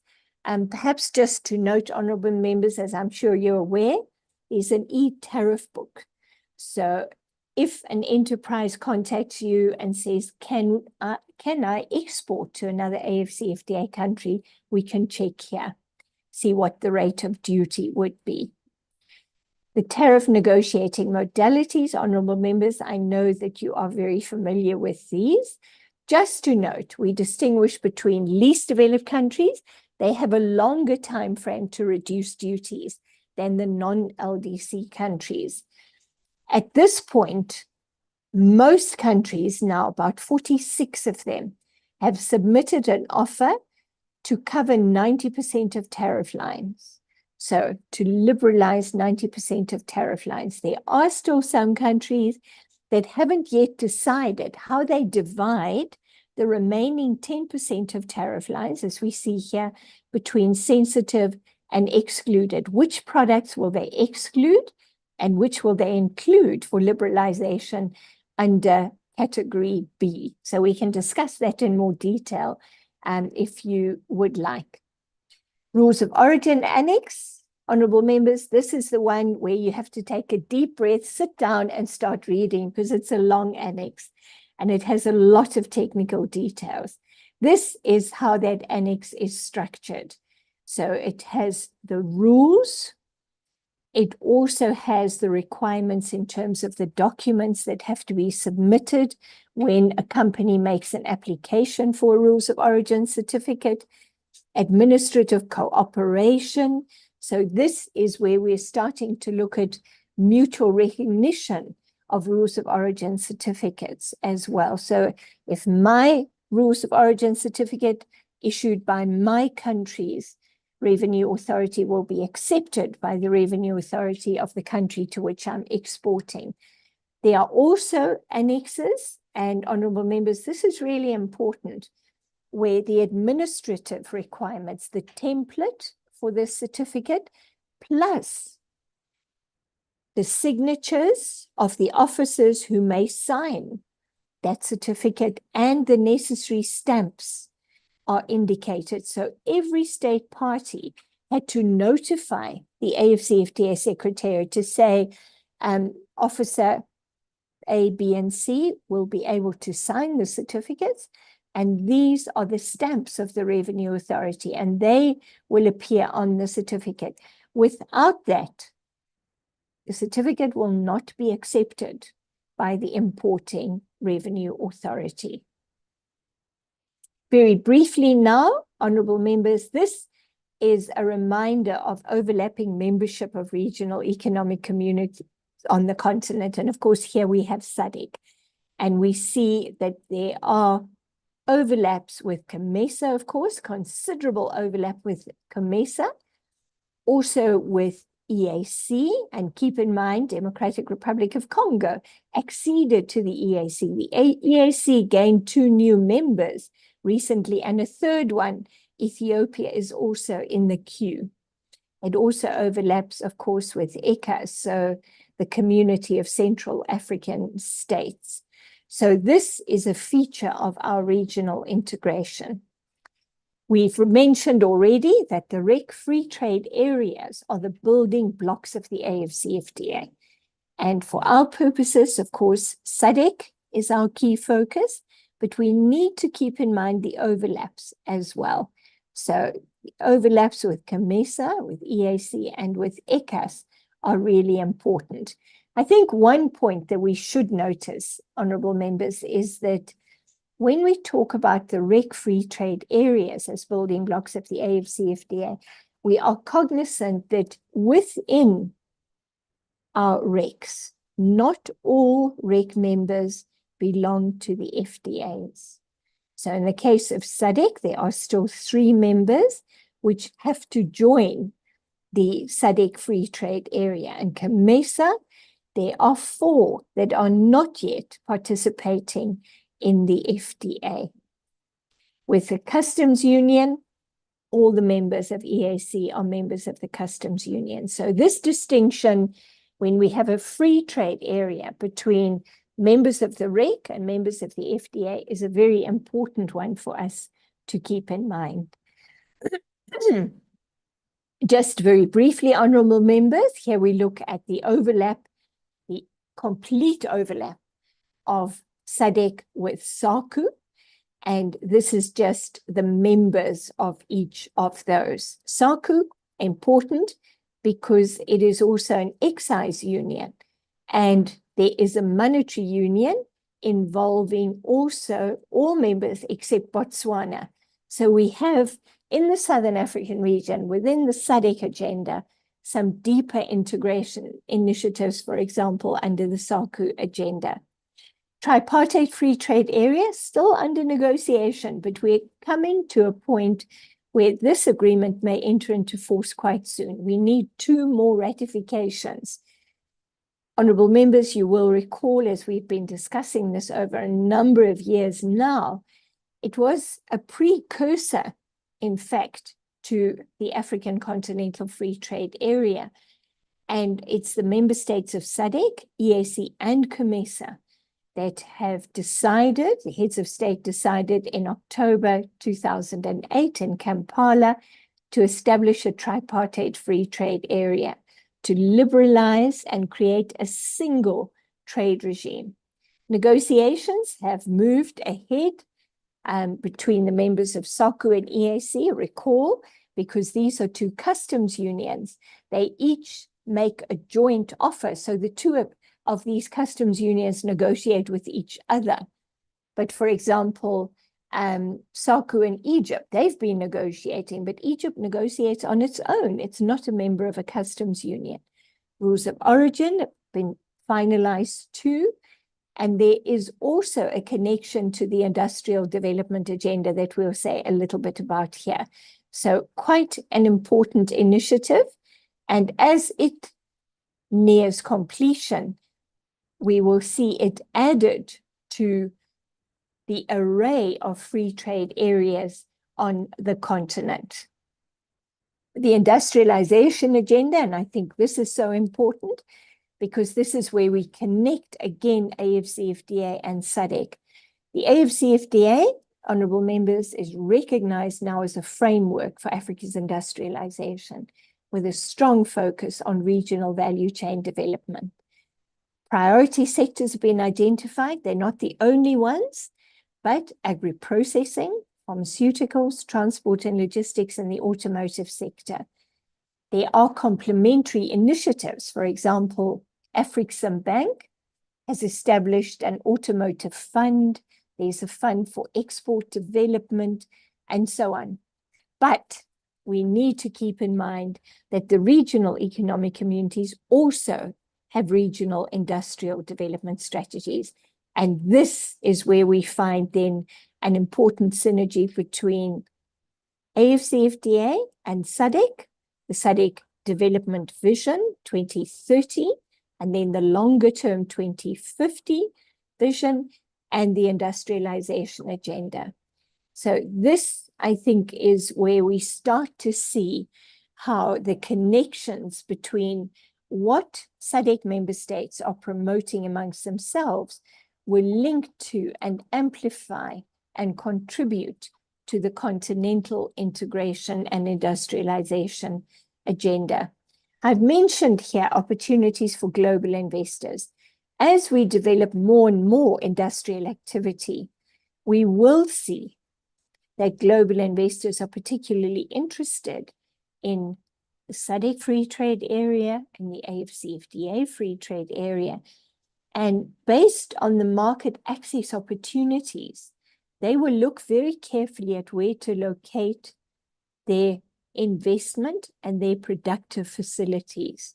So for example, if an investor locates, say in Zambia, because I'm in Zambia this morning, of course, that company, once it's incorporated in Zambia, will be able to export under preferences to all of the SADC FTA members, all of the COMESA FTA members, and because Zambia is a state party of the AFCFTA, that company will also have preferential access to all of the other AFCFTA state party markets. So we start to see the relationship between industrialization, investment, and market access or trade integration. So these are very closely connected, and investors are studying the opportunities that they will have depending on where they locate their production facilities. This is just some legal issues to keep in mind. This is the confirmation, honorable members, that the AFCFTA and REC trading arrangements will continue to exist side by side. I think in the interest of time, I maybe skip through these because I would very much like to just take 2 more minutes, Chair, if I may, and say a little bit about the industrialization agenda in the AFCFTA, which refers to special economic zones. Special economic zones are an instrument of industrial policy. It's a space we create at national level where a government accords certain privileges and certain concessions, certain subsidies to companies that locate there. It may develop infrastructure, which is provided either free or at subsidized rates to the investors, but it may also offer, for example, utilities at negotiated rates, so energy and water, for example. It may also, and this is quite important in some of our countries, provide assurance of energy security in the special economic zone, which means that those companies don't have to invest in generators or solar, generate their own power. So there are privileges and concessions associated with special economic zones. The question then was, under the AFCFTA, honorable members, if a product has been produced in a special economic zone, so it's been subsidized, can it be traded under the AFCFTA preferences with other products that may not have enjoyed those preferences? So this was quite a contentious discussion, honorable members, because of course we're not on an even playing field. But after much consideration, the state parties agreed, basically because all of us are using special economic zones, that products produced in a special economic zone can be traded under the AFCFTA preferences, provided they meet the rules of origin.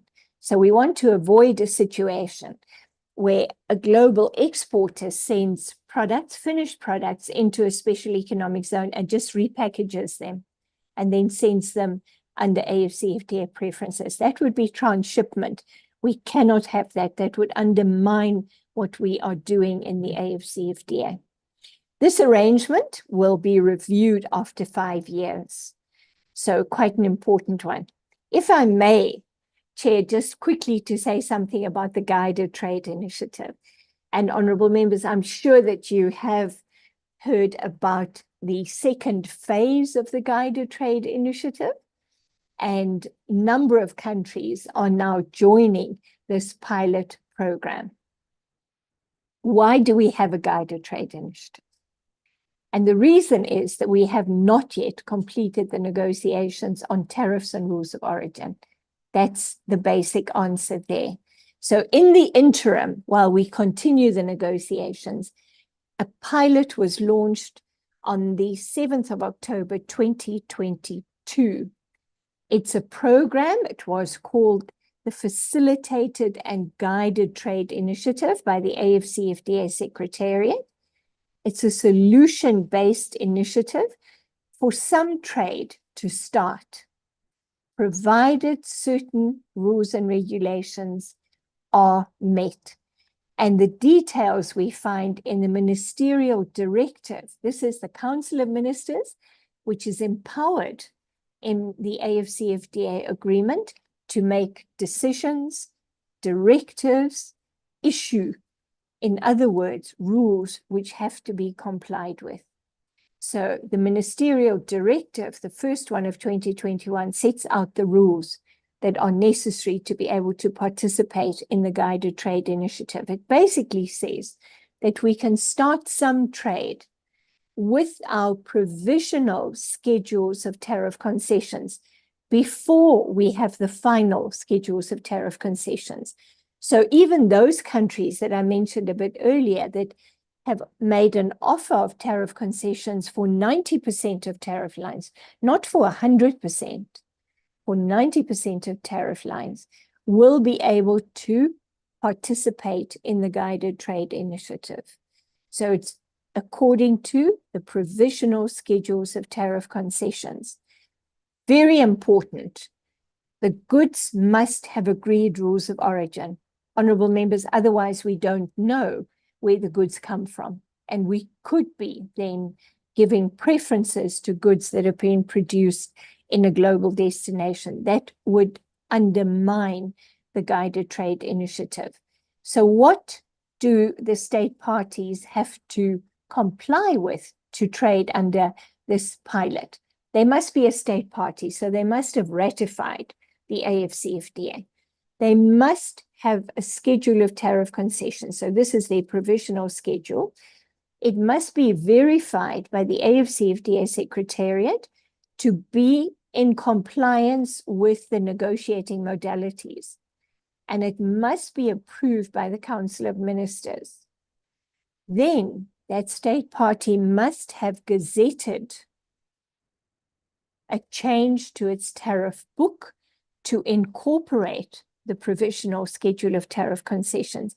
And we'll have a look at an example if time permits very quickly. Otherwise, customs officers don't have a point of reference. They must also have established a standing committee, so a committee on the AFCFTA. So this is to discuss any challenges and issues. They must also, and this refers to the customs officers we spoke about earlier, notified the designated customs authority and made a submission of the specimen stamps and authorized signatures that will be on that certificate. Nomination of the designated authority. So usually, in most of our countries, it would be the Revenue Authority. In some cases, honorable members, the Chamber of Commerce may be able to issue a certificate of origin, but under the AFCFTA, we are looking at the customs authorities as the designated competent authorities. The state parties must also play a business connector role, so really provide information about the AFCFTA and try to connect buyers and sellers. So very much what our trade promotion agencies do. And finally, and this is a very important one, they must have notified the required non-tariff measures, those are the standards, SPS and TBT, to the AFCFTA Secretariat. Because even under this pilot, honorable members, if we are trading food products, we need to know with assurance that the goods are safe for human consumption. So notification of those requirements, very important. And I'm going to skip through this and just say a little bit about the products that can now be traded. And you'll see here, initially, under the first phase of the Guided Trade Initiative, there were 96 products. There are now lots more. And they include agricultural products, honey, powdered milk, nut butters, meat, tea, coffee, frozen tuna, some processed products, fabric, pasta, ceramic tiles, also pesticides and fertilizers and so on. So a lot of products have now been added to this list that can be traded. Recently, South Africa was one of the countries that joined the new phase 2, and I can share with you just very quickly. This is the government gazette. So the gazette requirement was met by South Africa and an amendment of the Customs and Excise Act. So the tariff book was amended, but the amendment also indicates, honorable members, the countries with which South African importers and exporters may trade. Now you may say, but there are a lot more state parties, there are 47. But keep in mind that the South African authorities, and it would be the same in any other country, will scrutinize these 8 requirements that we had. Let's just go back to them. And they would, if they are satisfied that one of the state parties has met all of these requirements, they would permit trade with those countries. So at the moment, South African traders can trade with traders in Algeria, Cameroon, Egypt, Ghana, Kenya, Rwanda, and Tunisia. There is a statement, and this is really, really important, that trade with SADC member states continues under the SADC Free Trade Area. That's extremely important. So the AFCFTA does not change trade within the SADC free trade area. This is the tariff book, and you'll see on the right-hand side, honorable members, this is the AFCFTA column. And you'll see at the moment, the duty on these products, this is fish products, stands at 15%. The general rate of duty, which is the baseline from which we count the tariff reductions, is 25%. Now, how did we get to 15? We start counting the tariff reductions from the 1st of January 2021. And the 1st of January every year, we take the next step in reduction. So we are now in year 4. So 2021 is year 1, 2022 year 2, 2023 year 3, and this is year 4. So we've gone down from 25% to 15%. It means we, in South Africa and SACU together, would be liberalizing the duties on these fish products over 10 years. And each year there's a reduction of 2.5%. So 2.5% times 4 gives you 10%. So the duty now in 2024 on these products is 15, whereas the general, the WTO rate of duty is 25%. My final slide. Honorable members, there are a number of other instruments to assist our traders to provide information about the AFCFTA. We've spoken about the e-tariff book. There's also a rules of origin manual, because this really is the fine print in the agreement. So a manual sets out all the rules, what we have so far. The mechanism for reporting and eliminating NTBs, very important. We're familiar with tradebarriers.org and SADC, of course. And then finally, the Pan-African Payment and Settlement System. So this is very much similar to what we have in SADC already, is our payment and settlement system, which has been in operation for a number of years. It used to be called CIRIS, but it operates, and a lot of intra-SADC FTA trade is cleared through that regional payment and settlement system. We now have a system for continental payment and clearance. Honorable members, Chair, I will stop there. Thank you so much.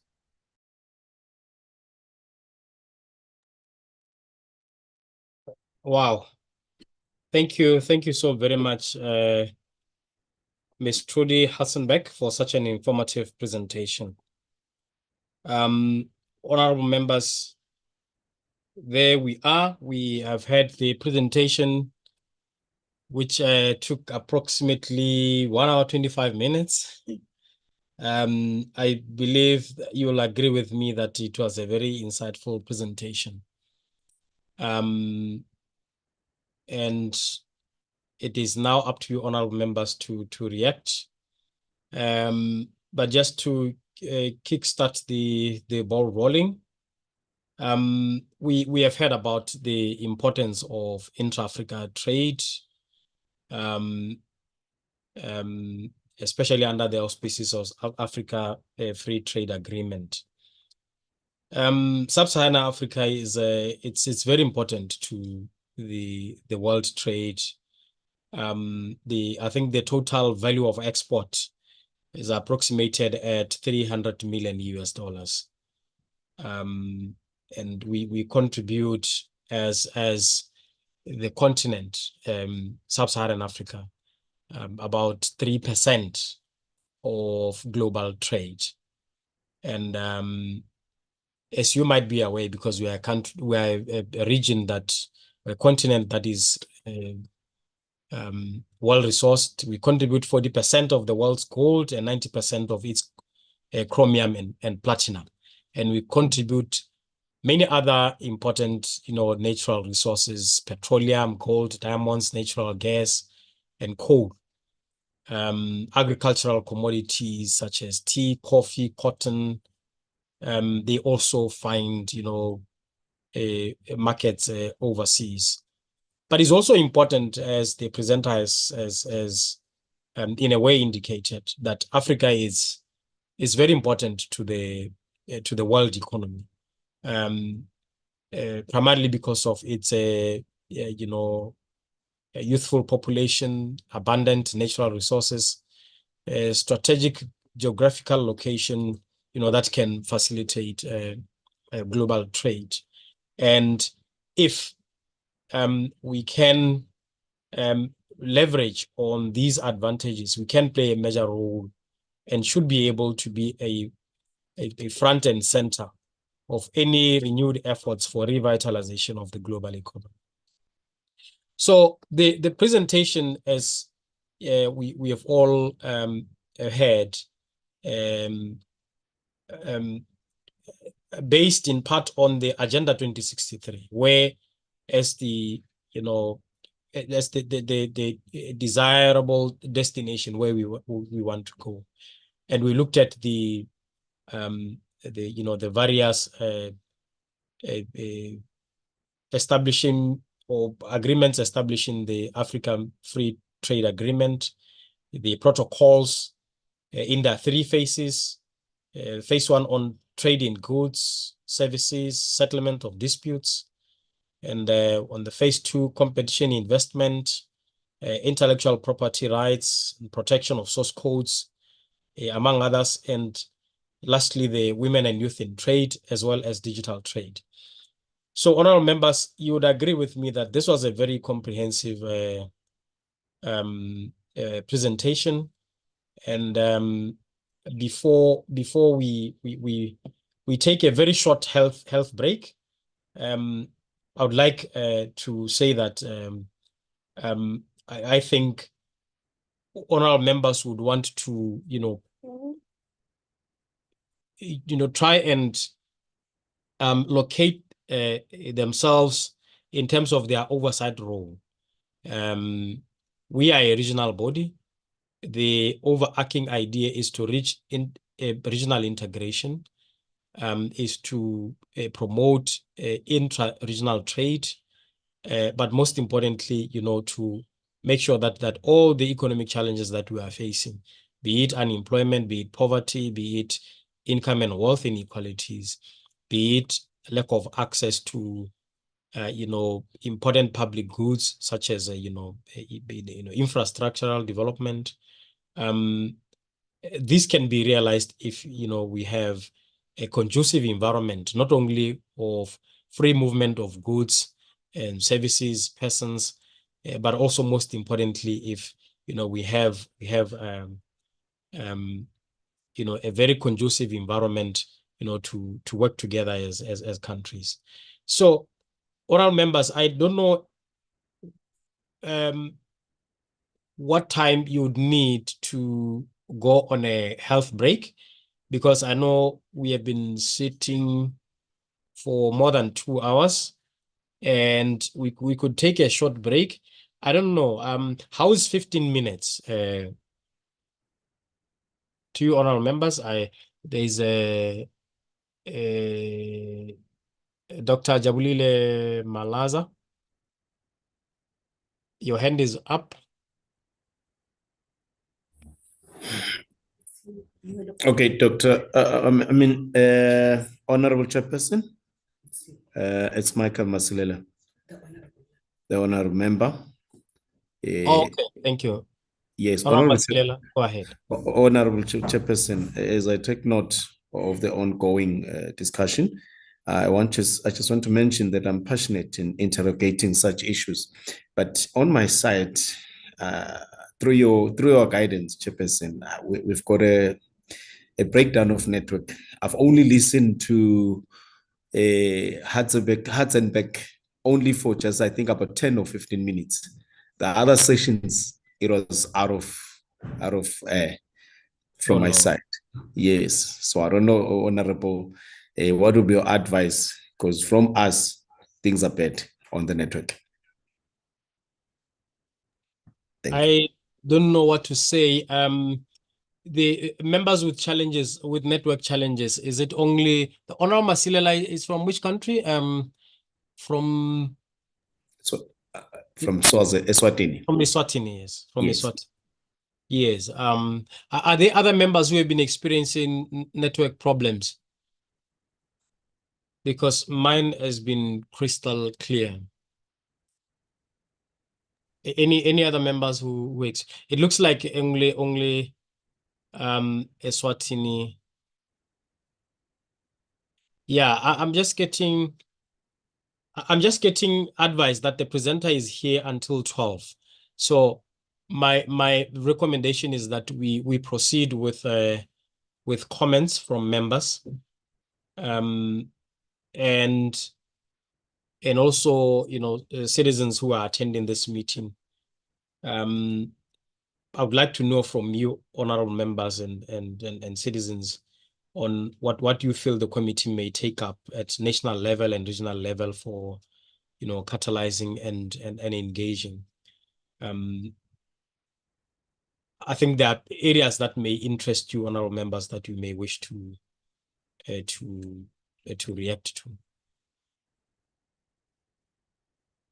I don't know if the summary has done any assistance to the honorable members from Eswatini who have missed the presentation, but I profusely apologize. I don't know what could have happened. It's perhaps the network on their side, because it looks like almost everybody was able to follow the presentation. Let me, at this point, because we don't have much time, give members, participants, opportunity to react to. I'll see by raising of hands. Chair, if it's okay, maybe the members should take priority and then the citizens may. Yes. Okay. As advised, members.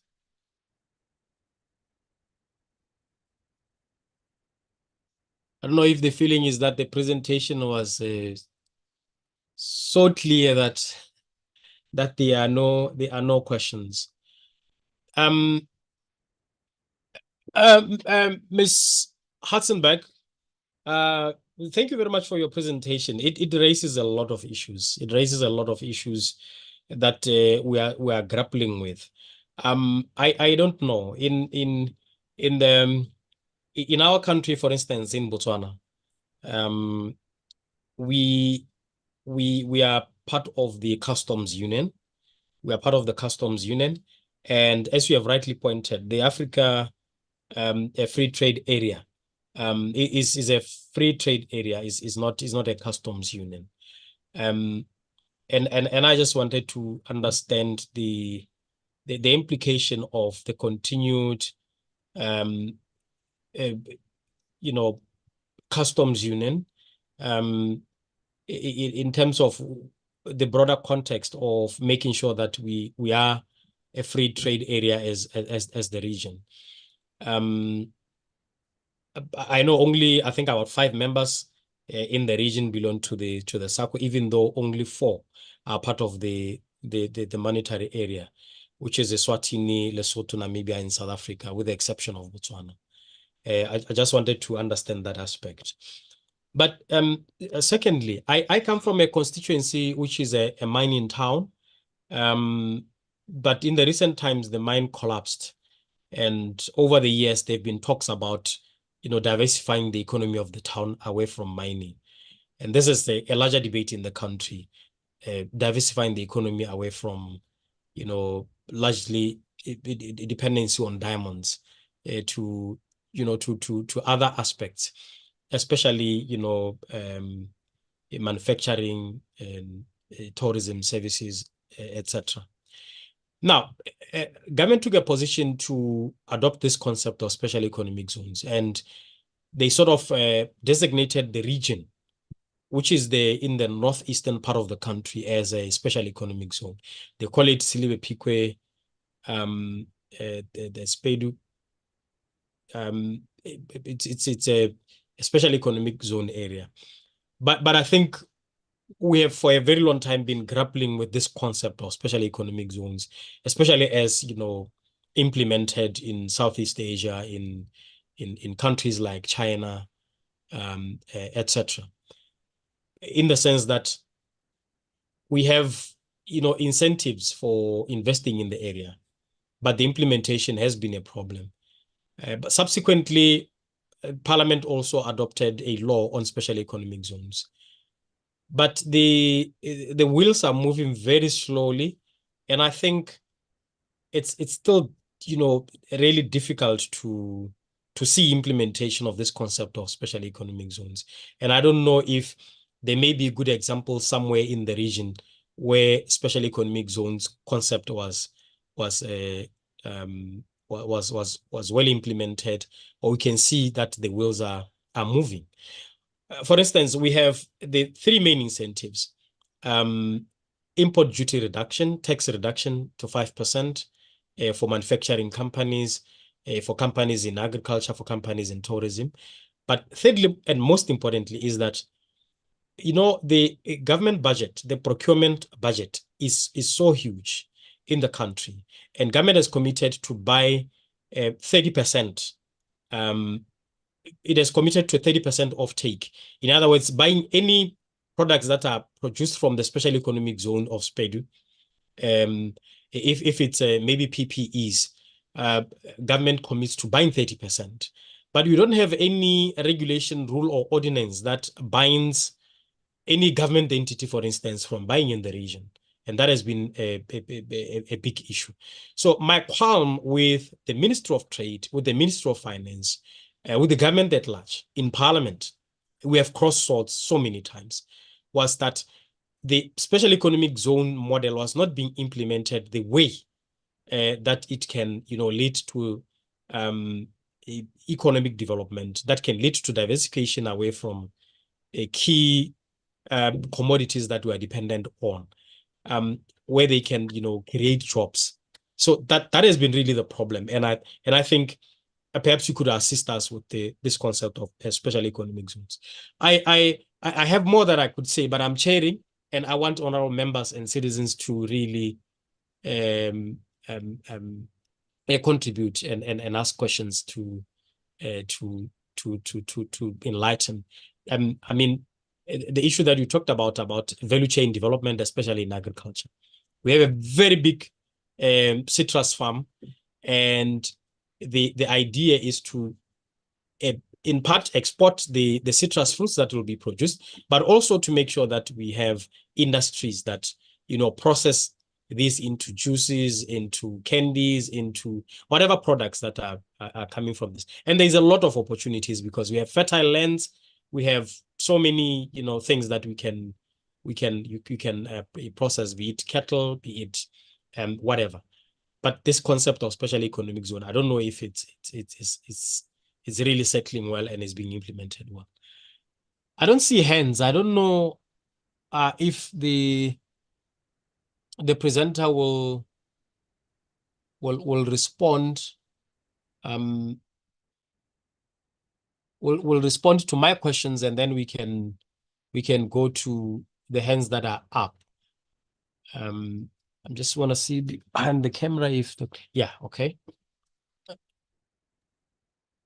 I'm trying to see if there are hands. Maybe she can go ahead and respond before we take any more hands.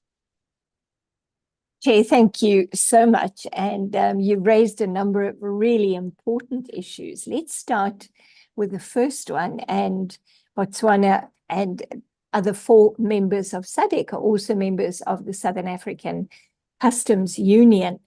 And I think here we have to acknowledge that the AFCFTA adopts a very pragmatic agenda.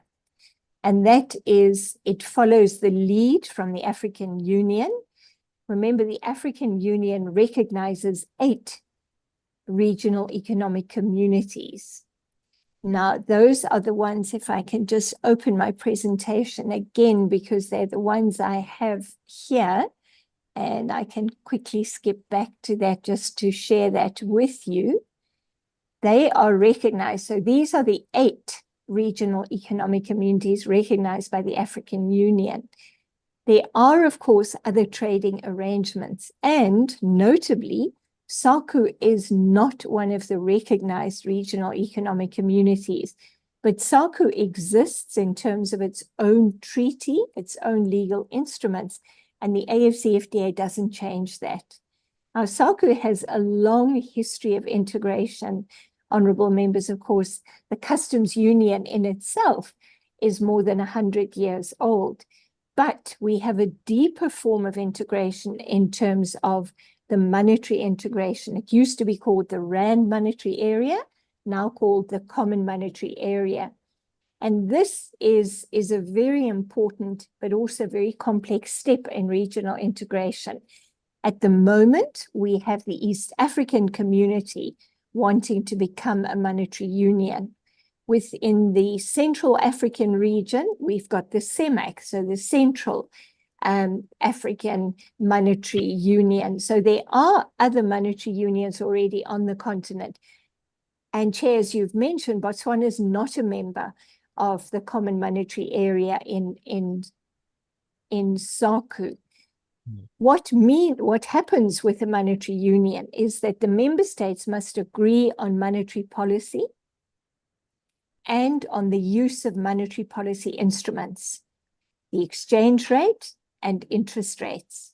So effectively, they implement a single monetary policy. Now, this means very often, from a practical perspective, that it is the dominant economy within that arrangement whose monetary policy tends to be the one that is adopted. And that is effectively what happens in the Common Monetary Area. South Africa's monetary policy is adopted by the other members. Now, there are some advantages, of course, if we have a common currency, a common set of monetary policy instruments. So we don't have the foreign exchange risk and transaction costs of converting from one currency to another. But on the other hand, there can be a downside. And a country like Namibia in November, December 2016 had this experience. This was a very unfortunate time in South Africa's governance history because we had a number of finance ministers over a period of 48 hours. This spooked the international financial markets. And so the currency, the South African rand, plummeted. Now, a country like Namibia has external debt, which is denominated in the US dollar. And overnight, its debt skyrocketed because of the depreciation of the South African rand. So one needs to be quite sober about monetary integration. It's a step that can have some benefits, but it should not be taken lightly. But if we take a look at the customs union, we see even though SACU has no trade and services agreement amongst themselves, the services markets in SACU are well integrated. And this is a reminder, honourable members, that regional integration is not only dependent on signing of a free trade agreement or a protocol or other legal instrument. The economic realities are very important here as well. And so South African companies have seen opportunities in neighboring countries and established a commercial presence. South African banks, communication firms, retailers, wholesalers are well represented across the SACU region and of course beyond. So I think we need to keep in mind that investors, producers, entrepreneurs are looking to economic opportunities. And Chair, you mentioned the attractiveness of the African continent because we have a very youthful population. So the median age is just over 19 years. So looking forward, we have enormous market opportunities on the continent, and global investors and investors on the continent are aware of that. So they will want to be part of that growing and extremely opportune market developments that they see going forward. So I think the agreements, this introduces rules-based governance, which is really, really important to keep in mind. So when we sign a monetary integration protocol, we need to be aware that it will have certain positive outcomes, but there could also be challenges associated with that.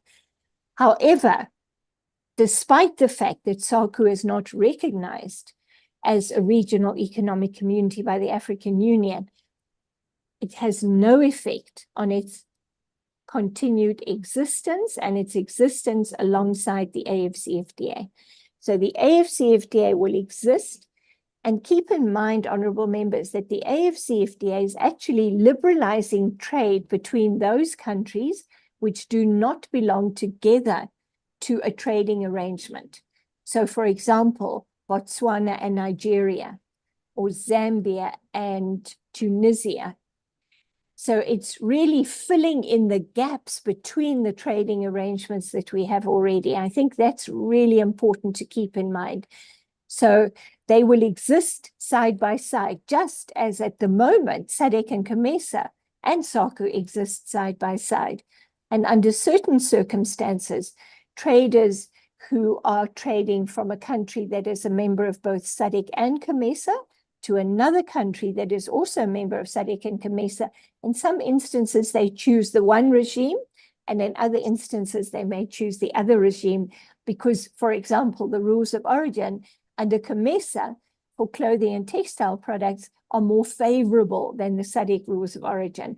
So this is where we need to be really keeping in mind all the information that our business community needs about the trading arrangements and what the AFCFTA adds now in terms of preferential trade on the continent. Once the AFCFTA is fully operational, honorable members, all bilateral trade on the continent will take place under preferences, either the AFCFTA or one of the REC trading regimes, or perhaps even under a bilateral agreement, because there are still a number of bilateral trade agreements between countries on the continent.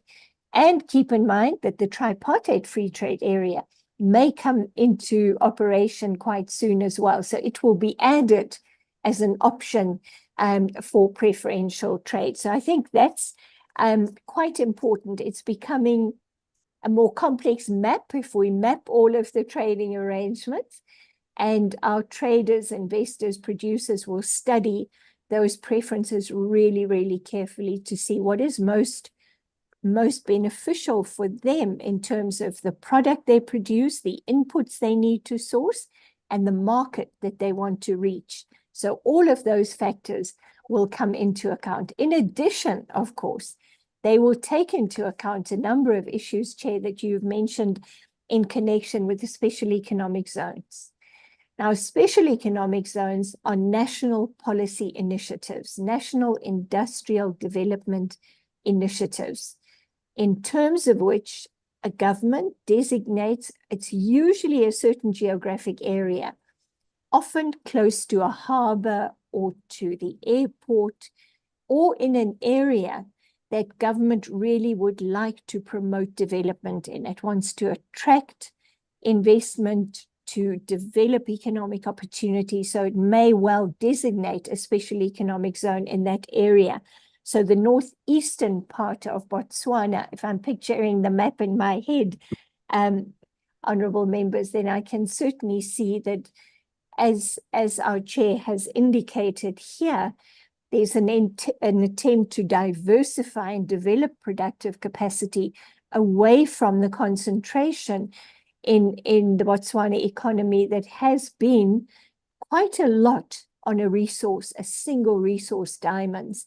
I must say, though, from an economic perspective, Botswana has done relatively well in terms of leveraging that resource quite effectively in a number of respects, in terms of mining licenses, arrangements, and a whole range of areas. So I always look to Botswana as an example of what can be achieved in terms of a single resource like that. But the special economic zones, and I think this is important, it's a space, an economic space, where certain concessions, certain subsidies, certain incentives are offered to companies that locate there.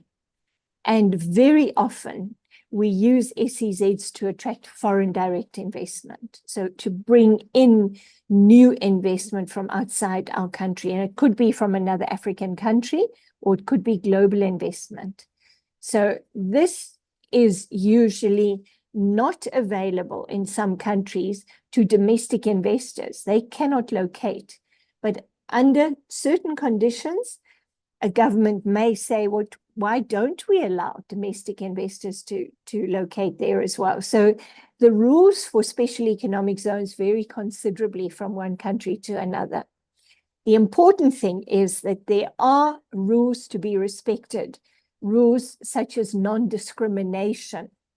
So we've got to be quite careful when we designate a particular area as a special economic zone, how we structure the package of incentives. As Chair, you've indicated, often location in a special economic zone goes with tax concessions. It could be a tax holiday for 5 years or 10 years, or it could be very specific in the sense that there are rebates on import duties, so that producers who locate in a special economic zone don't pay duties on the imports that they use in production. This gives them an enormous advantage because it means they are more cost efficient than their counterparts outside the SEZ that have to pay duties on those imports. But in addition, it has become common practice for governments to provide certain minimum infrastructure. And the infrastructure could be in terms of factory facilities, certain facilities. It would be in terms of utilities.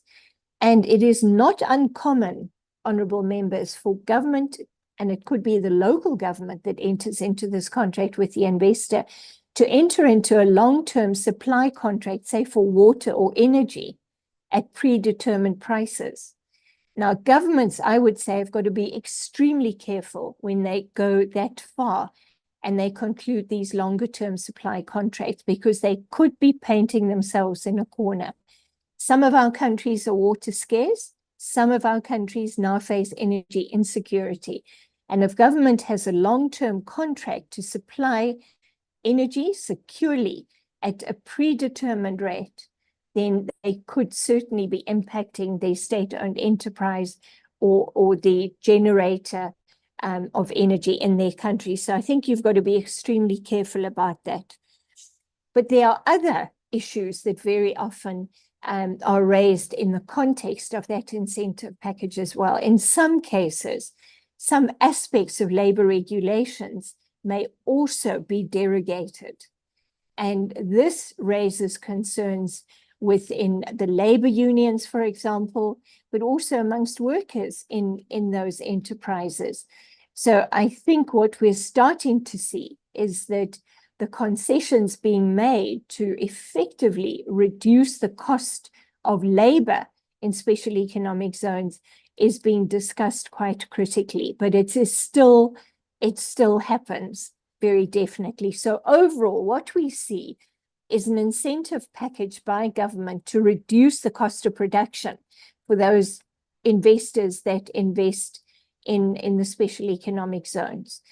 Governments may also promote special economic zones to particular sectors or industries. So they may, for example, promote amongst the clothing and textile industry or the high-tech industry and attract investors in that particular industry, because then we get the cluster benefits, economies of scope and scale. So if we have a number of tech producers, for example, operating within a close economic space, there may be synergies between those companies that develop.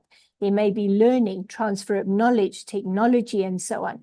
So governments, I think, are thinking a little bit more in a more meticulous way about how they can use special economic zones.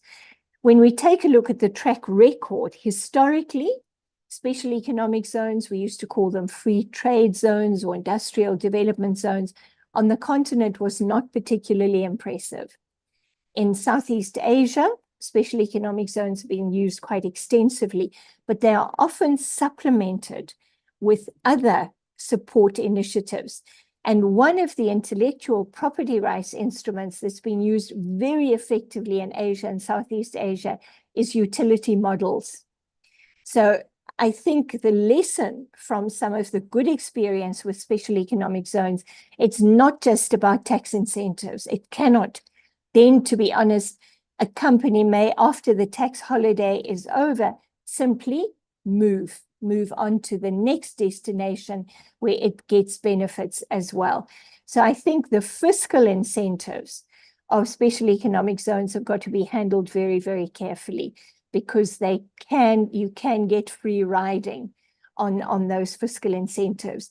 And it does mean that you are discriminating as a government against domestic companies which have to pay full taxes, full import duties for products. So you're creating an unlevel playing field in a particular sector, for example, if it's the garment sector or whatever it might be.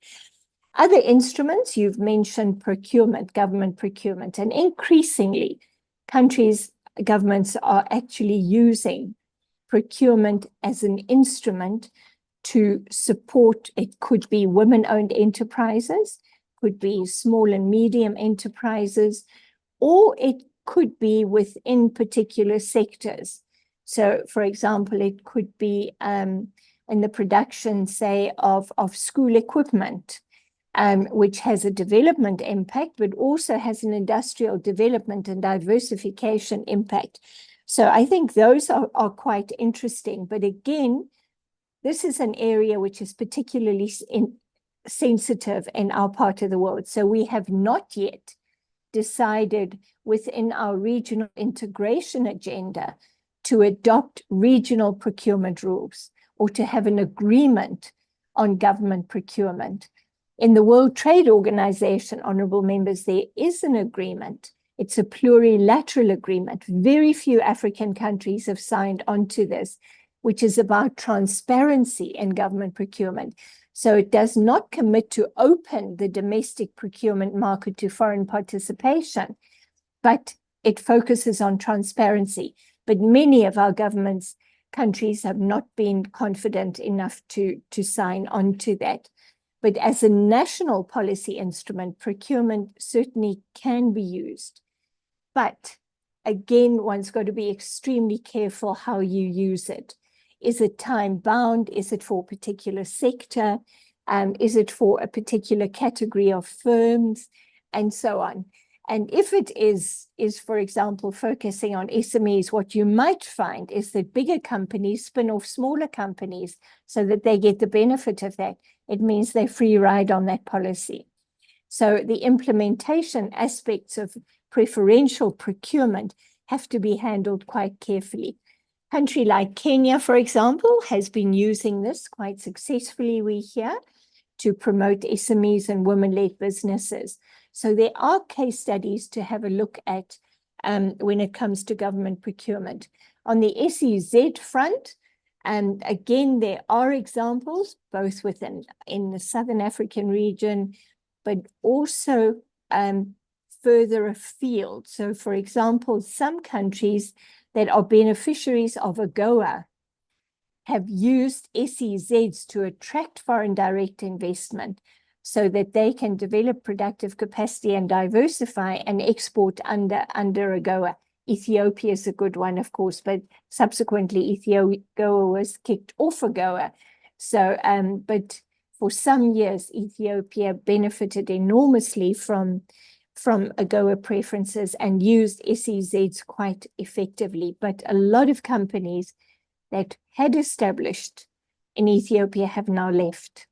So it is important that we look at the case experience and that we really think about how we effectively implement SEZ policies and also develop infrastructure, because I think this is often a very attractive incentive, particularly for smaller scale firms that don't have the deep pockets to develop the infrastructure themselves. Thank you very much, Chair.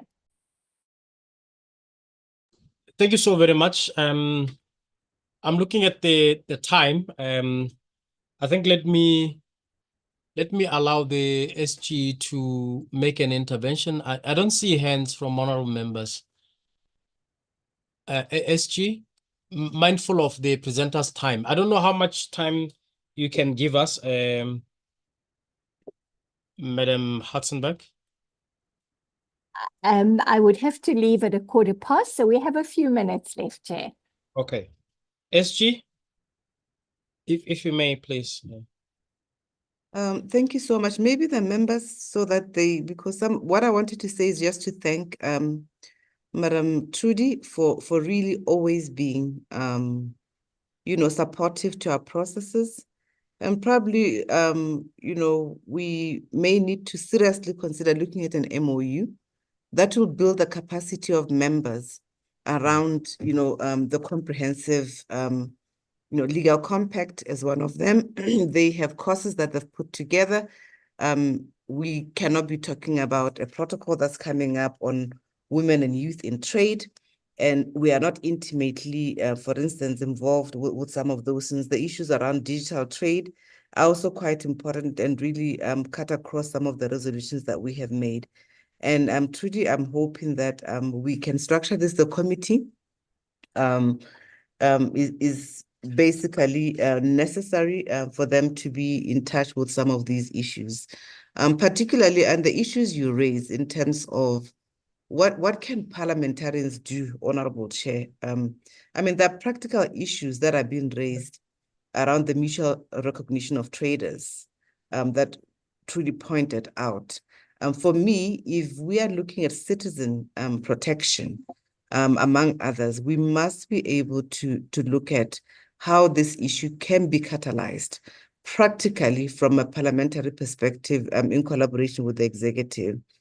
There are other opportunities, Trudy, that you have really also outlined. There may not be, but there are low-hanging fruits around logistics and transport. Particularly when you link this to some of the industrialization schedule that SADC has come together, has put in place for all of us. We are being told basically that we need to unlock intra-Africa trade. And what are the low-hanging fruits? Our roads ready for exports in that manner. We know that a majority of our exports are transported through land. And there are factors that Trudy intimated earlier, just in terms of the weight of our trucks. Have we harmonized those? So I was thinking loudly and saying to myself, we talked about, automotive exports, agro-processing products. Most of these for us are transported through land in the region. And are we looking at these opportunities? The growth, there were projections that were made at the beginning of the FCA in terms of whether we'll be able to make growth and attend to our infrastructure.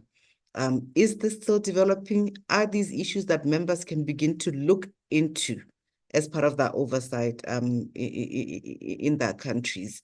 We cannot talk about projected increase when we don't have the pillars that which we can begin to look into and hold government to account on. The rise in new digital logistics companies is also an area that we must look into and see what we can do. And lastly, Chair, I'm just raising practical issues so that maybe Trudy can link this to the role of Parliament for us in terms of the basic examples. I mean, otherwise our recommendations are going to be so broad that we don't even know where to start and what are the low-hanging fruits for us to facilitate the implementation of our government. You spoke about pharmaceuticals as one of the low-hanging fruits. I'm raising this because when you look at the burden of diseases in our region, we take a trophy in the majority. We need to look at how are we going to increase health investment. Pharmaceutical packaging. I mean, I've seen recently SADC was launching, I think it's this month, where they were launching their pharmaceutical strategy. And I understand that we annually, we spend billions and billions in this area as Africa. And the demand, in terms of the demand that needs to be met through the intra-Africa trade must be interrogated. I also believe that we must really put in place methods that parliaments can track some of those basic little steps that will drive us somewhere. Let me stop here, but the issue of the digital trade economy is also very interesting. What can parliaments do? You know, the last one, Trudy, our strategic plan is big on the issue of climate, you know, action. We've taken several resolutions. We've been consistent in this pathway. So how does green trade and investment play in, you know, in terms of how parliaments should be able to look at the just transition, issues around competitiveness, and how we need to look at, you know, the whole issue around a carbon-constrained global economy and attracting FDI in this regard. Not recently, I think it's last week, most of our governments converged in Kenya to look at issues around fertilizers, and for me, it's another issue here to say the agro economy that we're looking at. How will this also impact on our green trade pathway that has been identified in this regard? Sorry to give you so many questions, but I think this is the alignment that is necessary based on the resolutions that we've been taking as a forum. We are going into Angola. We're going to be looking at policies around some of these issues around, and I think that it's very important, particularly after the World Economic Forum also set and tasked South Africa to look at some of opportunities in this area. Thank you, Trudy, and thank you, Chair, for that opportunity. Thank you very much, SG. Trudy, you may want to quickly respond. It's exactly 12:15. I don't know if you'll be able to summarize that perhaps in 2 minutes. Sure. Chair, thank you so much. And SG, thank you so much. Always interesting challenges that you raise. So thank you so much. And I look forward to future conversations on many of the issues. I'll start first of all with your suggestion for an MOU with TRELAC. We would be very happy to do that. So I can put that on my to-do list as well, and we can engage further. We'd be very happy to continue our working with the Parliamentary Forum and this committee and others also as may be necessary. Some of the issues that you raise here, I think, are extremely important. You're absolutely right. It is a daunting task in terms of oversight, monitoring, and simply keeping in touch with some of these new developments on the continent under the African Continental Free Trade Area. But keep in mind also that at national level, every member state of SADC has its own development agenda and is prioritizing particular industries, sectors, and a broader development pathway. So this is a very big task to undertake. I think priorities are absolutely important, and some assistance may well come from the requirements that are placed on the state parties under the AFCFTA. They have to notify policies and the measures that they are taking to the AFCFTA Secretariat. Now, if they are notifying to the AFCFTA Secretariat, then we could arguably have access to that information as well. So not putting a new burden on the member states at all, but certainly taking advantage of what is already being done. I think also very important is keep in mind that SADC has a very comprehensive strategic development agenda. SADC has more than, I think, 30 different protocols. So it has focus on services sectors in addition to the protocol on trade and services. There's a protocol on transport, protocol on education, on tourism, and so on. So SADC has a number of initiatives that are particularly important here and that give it almost a little bit of an edge in determining the priorities that we could be focusing on and monitoring for the SADC member states. Its industrialization agenda, I think this is really important to keep in mind. We will find considerable overlap in the priority sectors between what SADC has, even what SACU has, and what the African Continental Free Trade Area has. But I think here, extremely important, perhaps for the committee and for the forum, to identify a priority list there. And so you've mentioned transport and logistics. I would support that as a very, very interesting one for SADC, because SADC has a strong focus on transport and logistics, the transport and trade facilitation agenda, and it already has a footprint across the continent through some of its member states that have companies that provide transport, logistics, and related services way beyond the SADC region. So there's something to build on that exists already, and I think that's extremely important. Agriculture, and I think this is where the SADC region, although we vary quite considerably in our agricultural potential, all of the member states have some existing development that they can build on already and new opportunities. And you know, not to pick on any countries or to point out, but there are countries, if they developed, for example, more capacity in irrigation, they could open up many more opportunities. So one sort of looks at what is happening at national level in terms of their agricultural development strategy. But Chair, as you also indicated, the step from agriculture to agro-processing is perhaps one of the achievable one, also for small and medium enterprises. And I think this is really where we need to start looking at how to assist smaller scale agricultural producers and the small scale processors to connect better.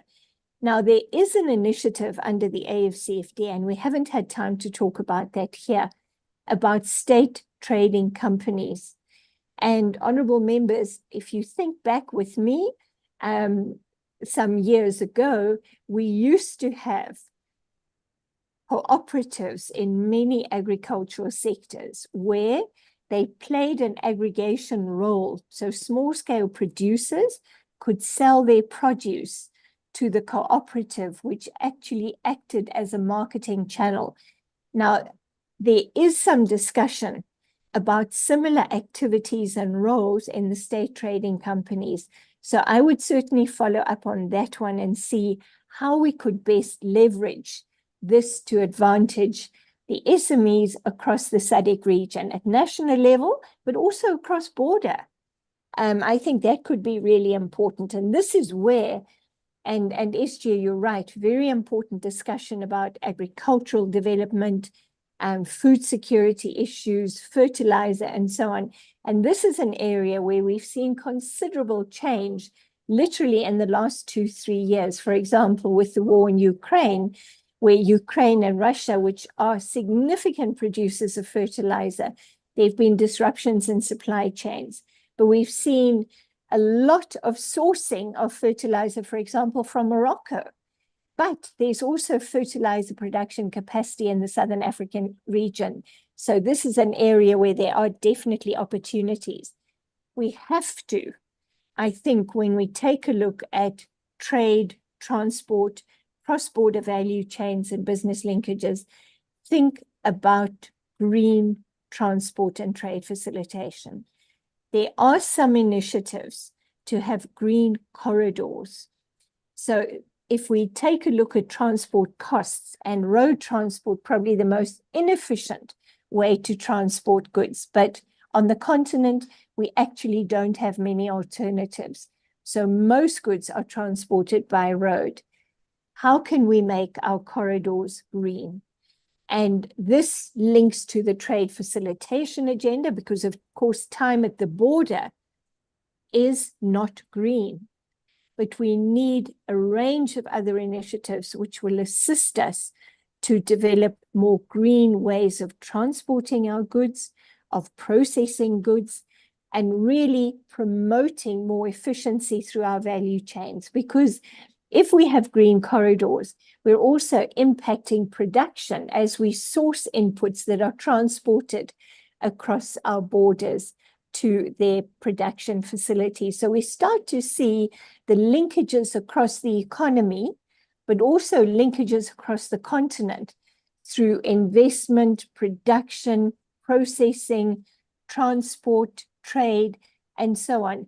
And really look at this as an ecosystem where we can identify priority areas for the oversight list, so to speak, of honorable members. And I think this makes the task a little bit more manageable if we are looking at connected activities that we monitor, because then we can build from there. Pharmaceuticals, I think this is a really, really important one. And we have already in the SADC region quite a lot of pharmaceutical capacity. We could have a lot more. We could have a lot more. But there are also linkages between the pharmaceutical industry and the healthcare, the natural remedy sectors. There's a lot of activity happening there. See how we link those connections which exist to some extent, but can certainly be supported further through particular interventions, and linking to the AFCFTA industrial agenda, but also to the African Union agenda, because it has a pharmaceutical strategy as well. So it's really finding synergies, not reinventing the wheel, but finding the synergies, because that makes monitoring so much easier, makes the task of the forum and the honorable members manageable. Thank you so much. Thank you so very much. Let me take this opportunity on behalf of the committee to extend my profound gratitude to you for this wonderful presentation. My wish is that we had more time with you to interrogate these issues, and I believe that such time will arise in the future. We have already taken a lot of your time. You are supposed to leave at 12. It's 25 minutes after that time. And let me take opportunity to thank you and say that you are free to leave the meeting. Thank you so much, Chair. It's been an absolute pleasure, and I look forward to future engagements.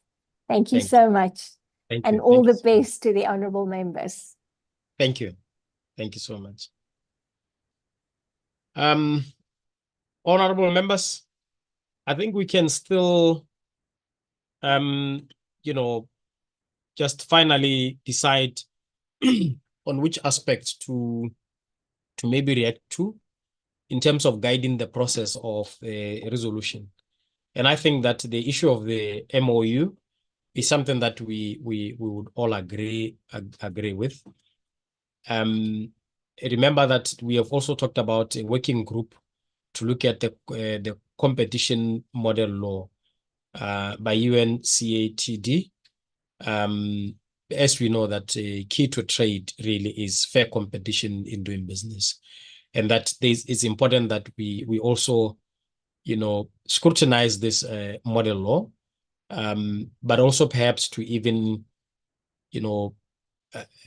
I don't know, codify some sort of a guideline or a metrics to measure adherence by our countries, because that will sort of guide us in terms of where we are going, in terms of competition.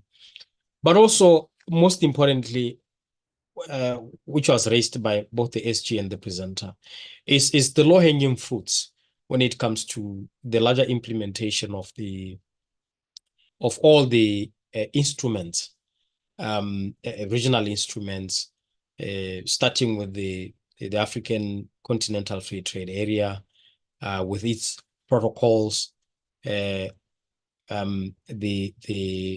infrastructure strategy of the region, and all of those. What really are some of the low-hanging fruits? And agriculture has been, pointed out as one such area, and especially the aspect of value chain development in agriculture as a low-hanging fruit. But I wanted to add another one, which we may also have to resolve, that we look at, which is the mineral beneficiation, because as the African continent, we are endowed with resources, and for a very long time, we haven't been beneficiating our resources. There's been a debate here in Botswana, spanning over maybe 2 or even 3 decades, about the need to beneficiate our key mineral, which we export, which is diamonds. And it's been a debate that has been ongoing for quite a long time. So I think there we are, honorable members. Let me just again see if we have any honorable members or citizens reacting to some of the issues raised.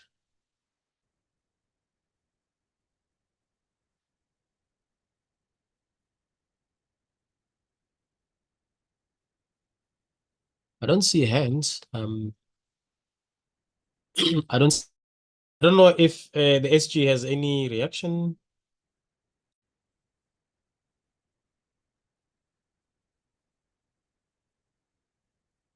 Okay.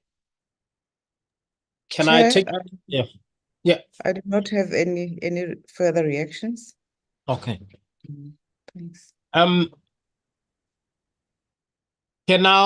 Can I now take it that we have concluded the this session,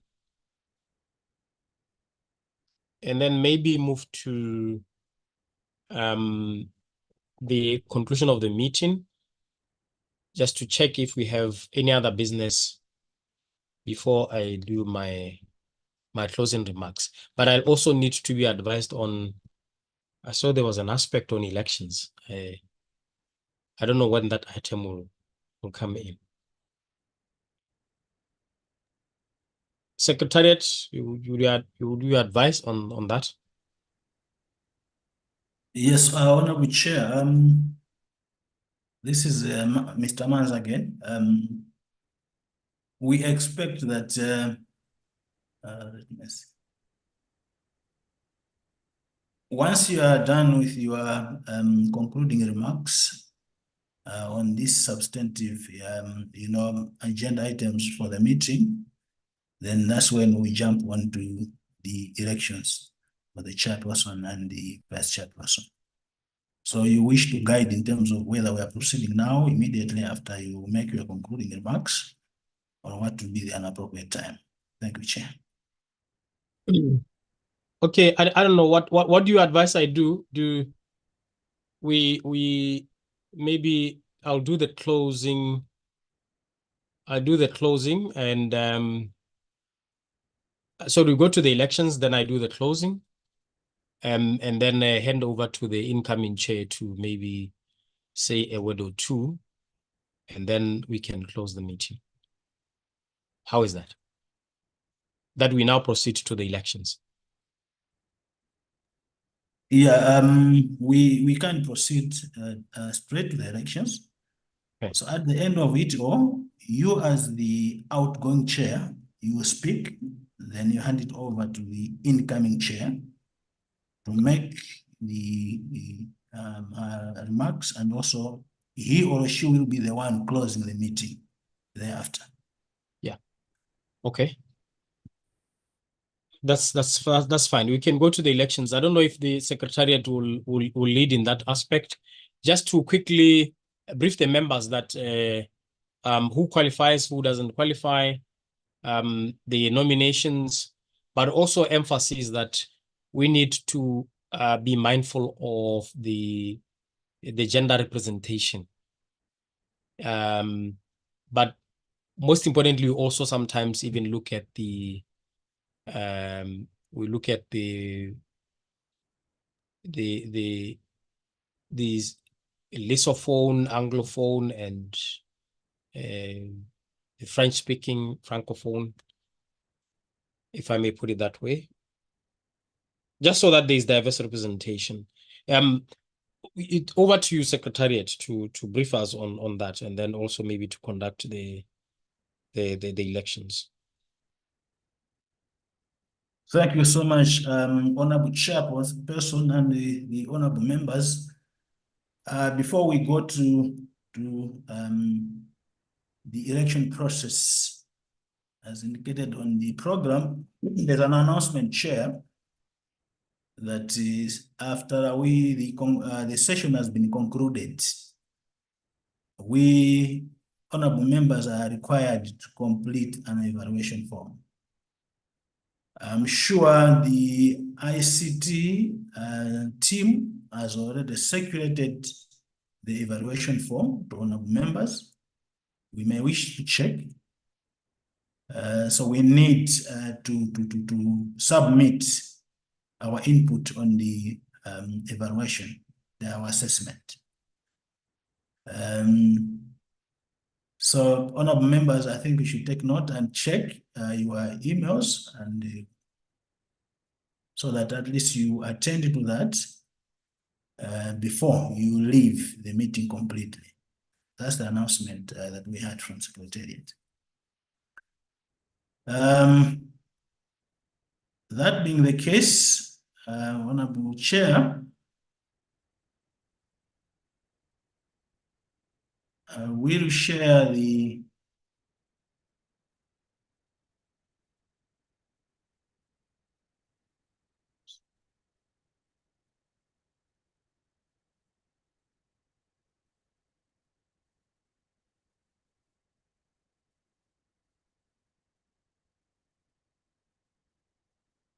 I hope the honorable member are able to see the screen that I've shared.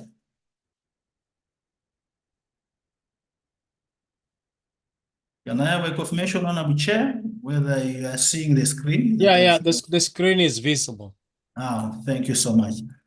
Honorable Chair, once again, my name is Joseph Manzi. I am the Director of Programs and Parliamentary Business in the SADC Parliamentary Forum, and I will be the returning officer for this exercise. I will facilitate the conduct of elections. The document that I've shared on the screen, I'm sure honorable members already got it, but I'll read through the procedure. This is a guide that we prepared as Secretariat to guide us on this agenda item. The first part of the introduction of this document, Honorable Chair, is talking about the tenure of the current chairpersons and vice chairpersons of the forum and the Regional Women Parliamentary Caucus, who were elected in May 2022 and have now served for a period of 2 years. Is now coming to an end. The tenure is coming to an end. And the chairpersons and the vice chairpersons that served for the past 2 years are required to retire by rotation in terms of the rules and then constitution of the forum. In this regard, the Secretariat prepared the procedural guide that you are seeing before you, that I'm going through now, as a way of guiding the members with the relevant provisions in the constitution and the rules of procedure regarding the elections of the two positions that I've mentioned.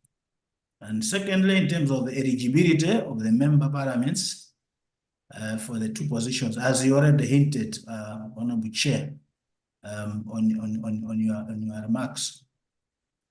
The procedure for election of the chairpersons and vice chairpersons is provided for in Rule 39 of the Rules of Procedure, which states, and I quote, 1, each committee shall elect a chairperson and vice chairperson. 2, the chairperson of a standing committee shall preside over all meetings of the committee. In his or her absence, the vice chairperson shall assume those duties. And in the absence of the vice chairperson, a member designated by the committee shall preside over the committee on an interim basis. The issue of the rotation as a principle of rotation, if you go to article, or this matter is provided for under article 15,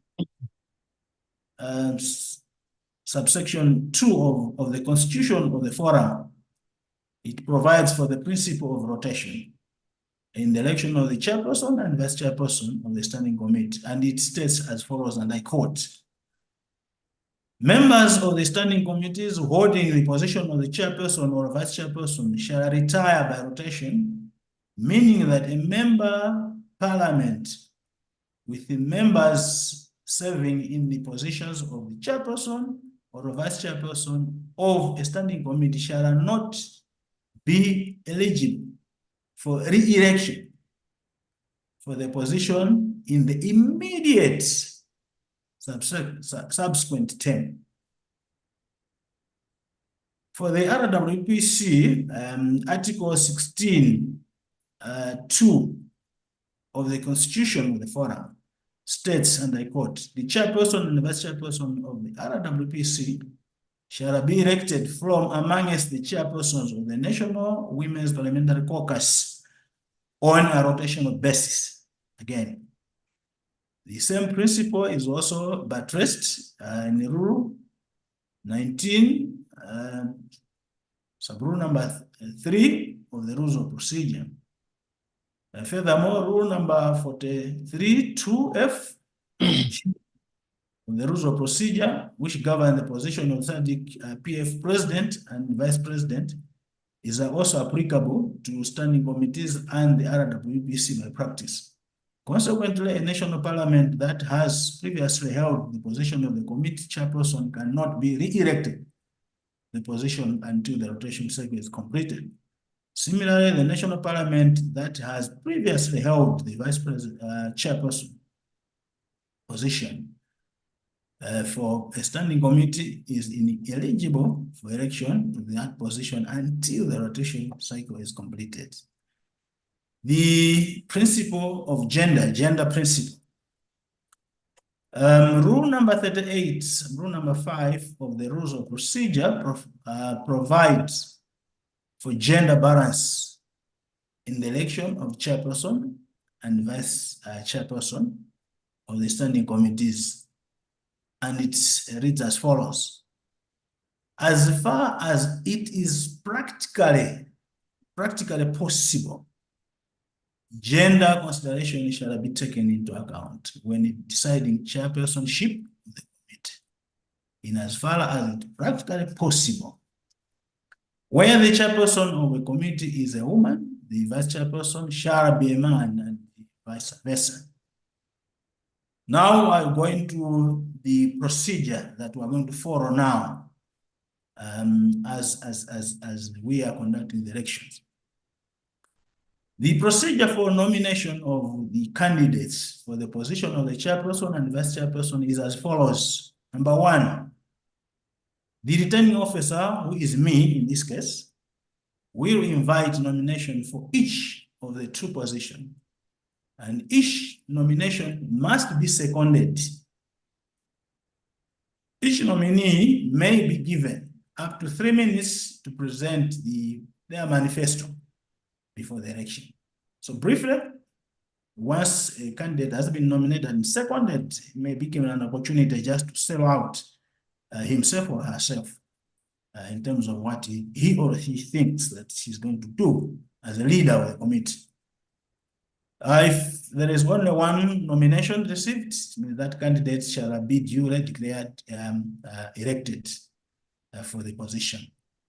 Number 3, in the event of multiple candidates, election will be conducted, and this will be done through a secret ballot.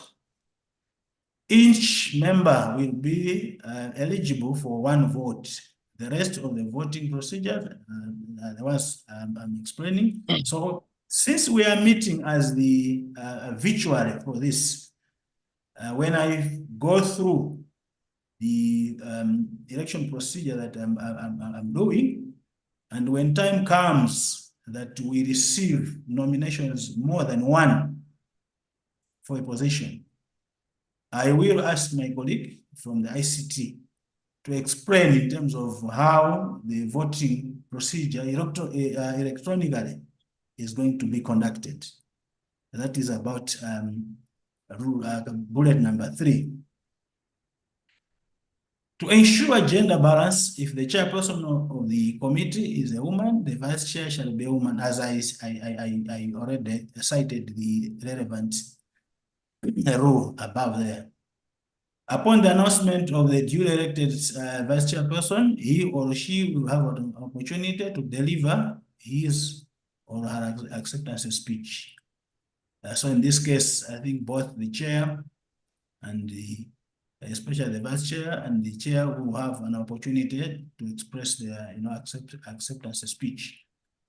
The elected chairperson will assure the chair, deliver the closing remarks, and officially declare the meeting closed.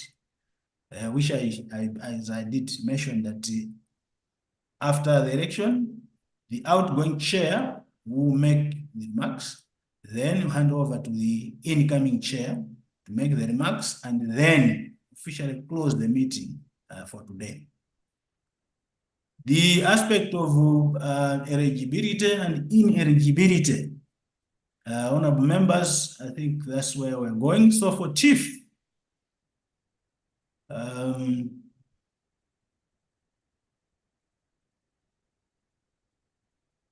yeah, so the schedule of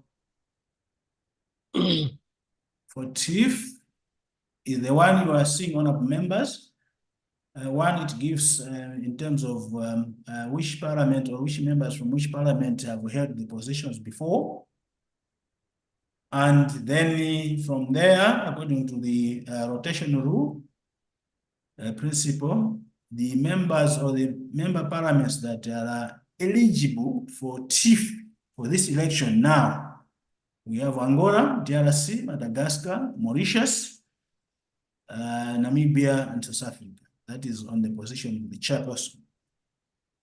For the vice chairpersons, the member parliaments that are eligible for this election today is DRC, Madagascar, Mozambique, Namibia, and the Tanzania. I think that's what I could say on this procedure. Unless there are any other observation, questions from members before I start now calling for nominations. Yeah.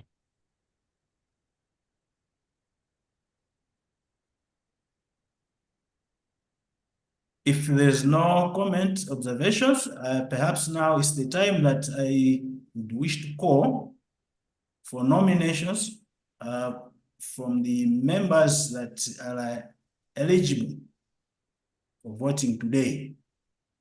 Are there any nominations from members? Please go to the screen on eligible members. Okay.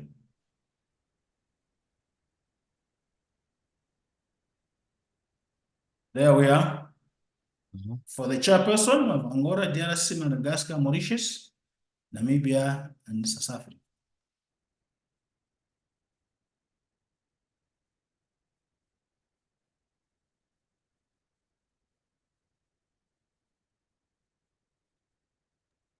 Any nominations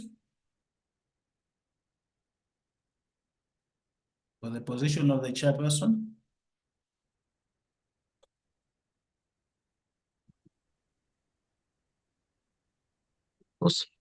There's a hand there from Lesotho.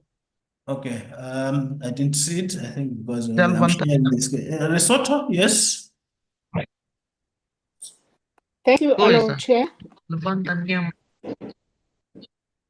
I have a suggestion. Yes. Namibia, for chair. Yeah. Namibia. Do you have any seconder?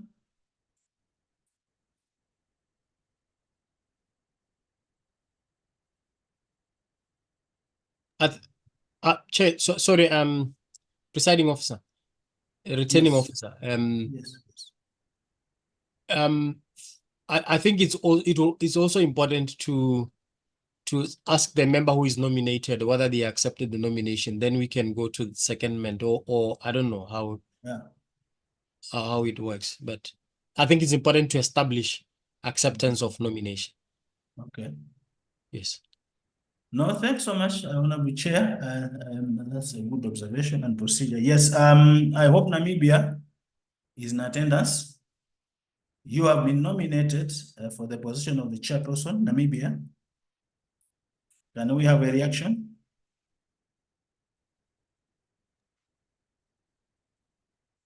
It appears Namibia is not in attendance. Did you notice the hand that's up from Angola? Oh, yes. There's Angola. So we seem not to have the member from Namibia. So the aspect of accepting the nomination, perhaps I think then becomes problematic because I think the member is not here. So Angola, I think I can see the hand is up from Angola.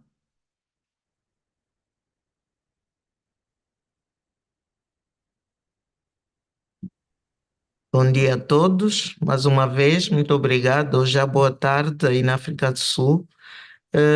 Angola pretende candidatar-se ao lugar de presidente da comissão, uma vez que já exerceu a vice-presidência da comissão. Portanto, eu estou a contar com o apoio dos colegas dos outros Estados-membros, dos outros parlamentos, para apoiarem a minha candidatura. Muito obrigado.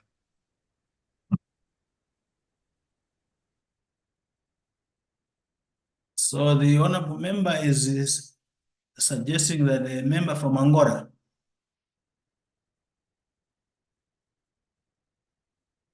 Because if that is the case, we require another country to nominate Angola. The country cannot nominate itself. It should be another member nominating another member. So I can see another hand there. Is it Honorable Mikao? Which country is that? Michael, Honorable Michael. Okay. Eswatini, thank you. That is Eswatini, yeah. You have the hand up. You have the floor. Okay. Okay, just a minute. You wish to make nomination? Honorable Eswatini?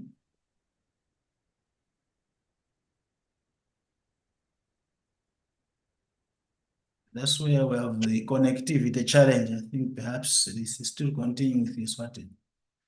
I also see the honorable member, is it Honorable Mercy Mugomo? Is that Zimbabwe? Okay, I nominate Angola. Okay. So Angola, looking at the remarks that were made earlier, it means they're already accepting the nomination. That's what I can get. So we take the nomination of Angola. Any seconder?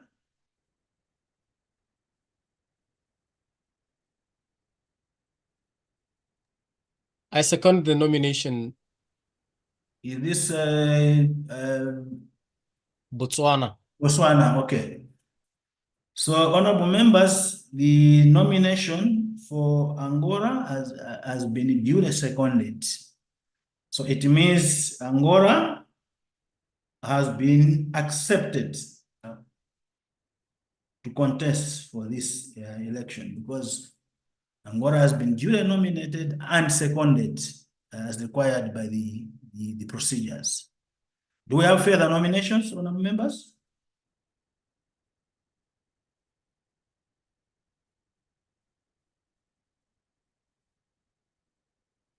Can we have the hands up or down? Zimbabwe, can you drop your hands? Or unless you wish to speak again? Zimbabwe? What about Eswatini? You are still having your hand up? Yeah. Are there any further nominations other than Angola? We seem to have no further nominations. Chair. Yes. Where is that? Malawi. Yes, honorable member from Malawi. I nominate South Africa. Okay. Malawi is nominating South Africa. Can we have South Africa just to confirm? on the nomination?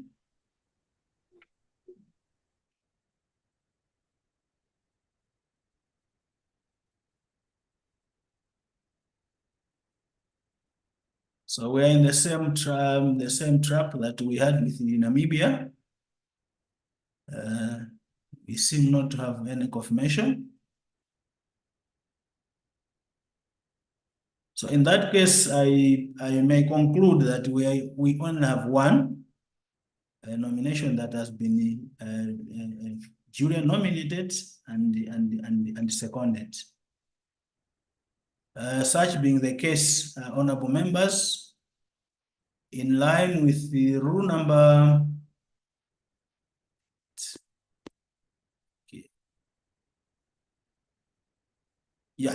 in line with the voting procedure that announced on bullet number 252, then Angora is being duly elected as chairperson for TIFI for now. Let's have a hand of applause for Angora. Thank you so much. I can see the hand from Botswana. Honorable Chair, having your hand up. Okay. Then it was an applause. oh, thank you. Sorry, Chair. Sorry. Then we go into election of the vice chair for TIFI. Again, we have just to confirm, Angora is a female member of parliament, just to confirm.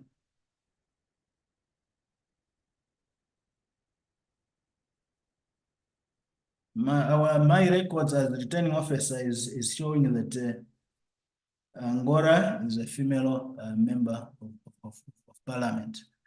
So as we go into the election of the vice chairperson, let's have that in mind. The countries are again DRC, Madagascar, Mozambique, Namibia, and Tanzania. So can I be sure in terms of the gender? Tanzania, I'm sure is a male. Mozambique again is a male. Madagascar is a female.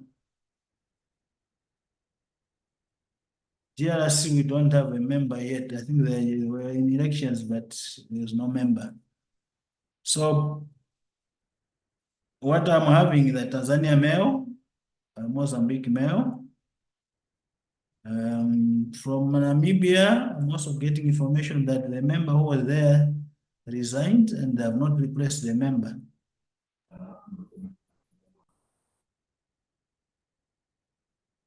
So, honorable members, how do we proceed now on the vice chairpersonship? Can I have nominations?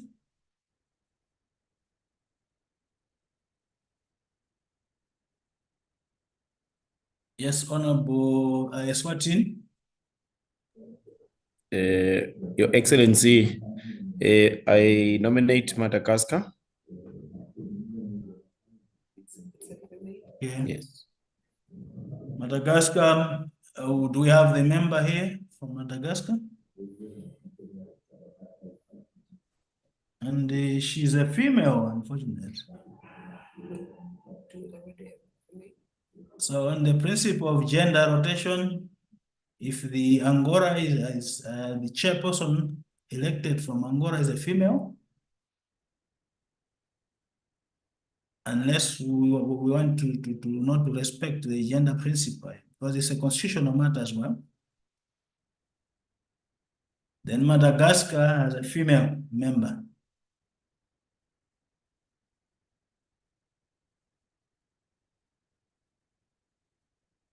Yes, honorable member from Botswana. Chair, I wish to nominate Tanzania. Tanzania is nominated and is a male member of parliament, I can confirm. Any seconder? Chair. For the nomination of Tanzania? Yes, Chair. Yes. Malawi. The nomination has been done by Botswana of Tanzania. And any seconder? Malawi, yes. Yes, Malawi. I would like to second. So the name of the honorable member from Tanzania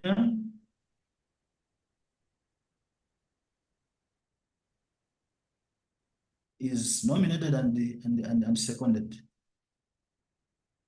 Is Do he you have a member? available? Do Is you he have a available member? to accept the nomination? Come again, Chair.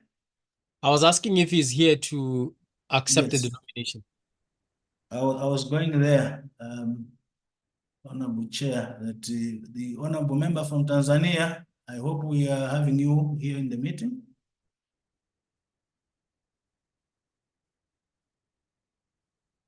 Tanzania.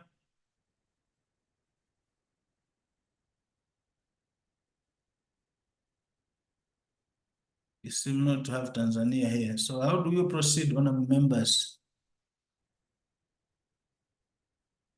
Honorable Chair, do you have any suggestion on the principle of accepting the nomination?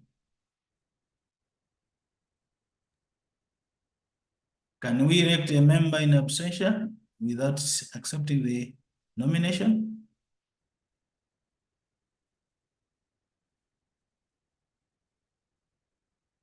It's a challenge. It's a challenge because we need a member to accept the nomination and say, it's a responsibility or a role I'm willing to take. Sure. So how do you guide the returning officer in that case?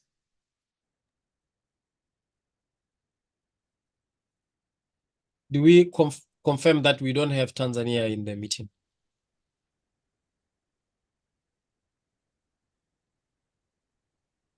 Chair, may I?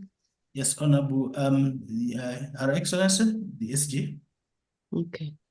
Chair, I just want to put on record that from experience, we've had problems where we assume members are participating and they're not. And when we get to the outcome of the election process, there is some type of negotiation in terms of saying, no, but how do you hold elections when we're not present? So I'm not sure how the chair is processing. Are the members online and how many are they? You know, what does it dictate? Can we nominate a member in absentia? I think those issues should be clarified. But I recall at the last committee session, we had the same scenario where we went ahead with elections and members were absent. So in this particular case, we have 38, we had 47 attendees at some point, but I'm not sure among those. Anyway, we are monitoring who dropped off when, but I'm not sure who's remaining currently from the members. Thank you. Thank you, SG. Honorable members, the SG is bringing up an observation that was made at one point in the past. That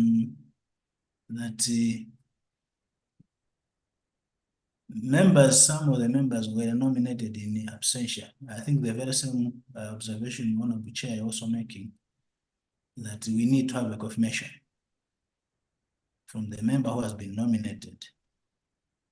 Now in that case, because what I can see that the members from the country that are remaining here, that are eligible for the vice chairpersonship, we are not having any. Like Namibia is not there.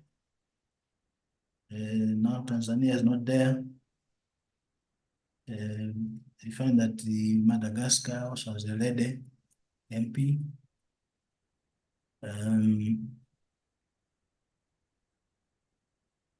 And DRC, they have not designated a member yet.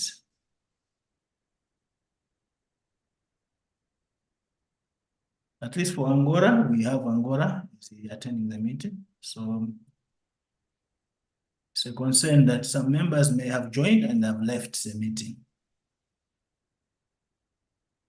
Mm. So I think the most important thing is whether in this meeting we quorate. Do we form a quorum as it is now? And if we do, we can go ahead and elect. So we just need to know when we elected Angola, how many members were there? Do they form a quorum?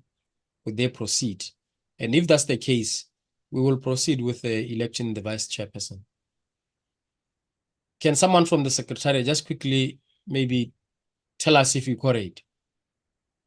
Because sometimes we are unable to tell from the screen who is MP and who is not. Thank you, Chair. Honorable Eswatini, you also have an observation before we ask colleagues from the ICT perhaps to flag out which members are currently present as we're doing the election. Honorable, a member from Eswatini? I can see the hand is up. Yes, yes, Your Excellency. I would agree with Honorable Titapelo that in terms of how the constitution is concerned, if as much as we form the quorum, we can continue. But then if not, it means we cannot continue with the elections. That will mean now we cannot force someone to say he's already elected or she's already elected. What if that person will underperform under the circus to say we are just electing them without their knowledge? Thanks, Your Excellency.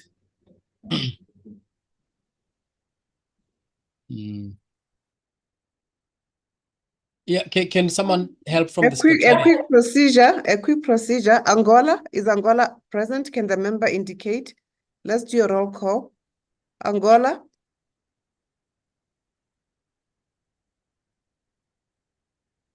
Angola is present. We see them. Botswana. Botswana is present, is chairing. DRC. Absent. Eswatini, present.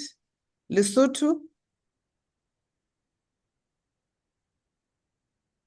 Lesotho was there earlier, they were waving. Is Lesotho present?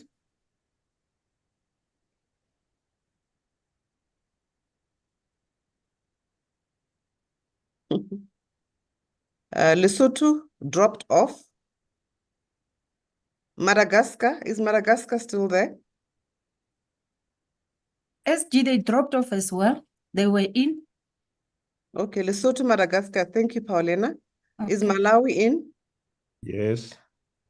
Mauritius? Mozambique?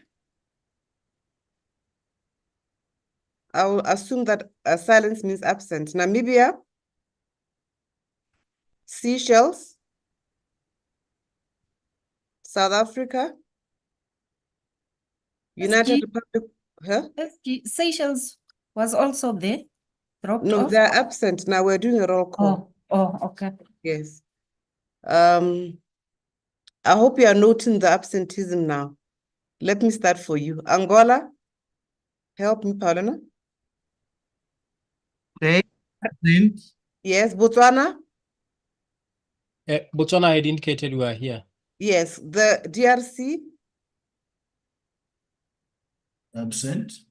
Eswatini?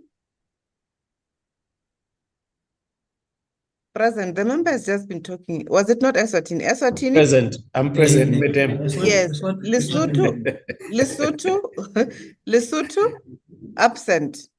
Madagascar? Absent. Malawi? Present. Mauritius? Absent. Mozambique? Absent. Namibia? Absent. Seychelles? Absent. South Africa? Absent. United Republic of Tanzania? Absent. Zambia? Absent. Zimbabwe? Present. Present.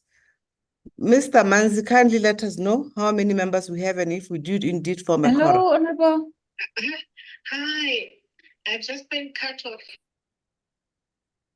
Which country is that? Paulina, which country? Paulina? I was speaking to Lesotho. Apparently they are there, but the power just went off. So they are present. Can you hold them on your phone so Okay. that we are able to proceed if we do form a quorum with their participation? Should I call? Yes, That's at least the we only need way. a voice from the honorable member, or whether on the phone. Oh, okay, okay. Let me do that. Okay, Mr. Manzi, how many do we have so far? So far, we have 1, 2, 3, 4, 5, 6. Angola, Hello, Honorable. Botswana, Eswatini, Malawi, Zimbabwe, and Lesotho. So there are 6. Lesotho is in. Yes, yes. My iPad, my battery just went.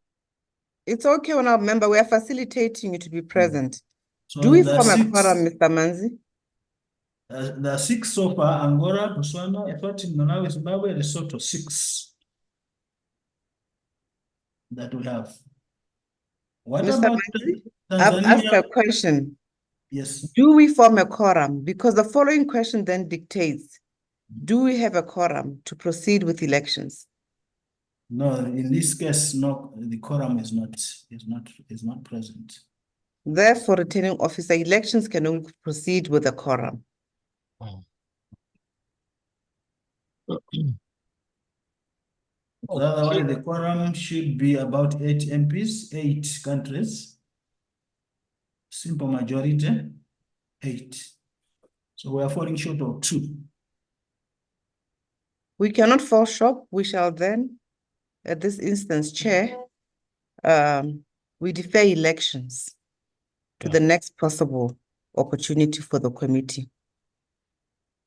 As advised by the SG, we don't form a quorum to proceed with elections.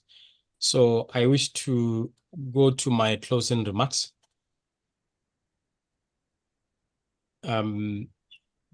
Because any other business was elections, because it has to be any other business for which June notice has been given.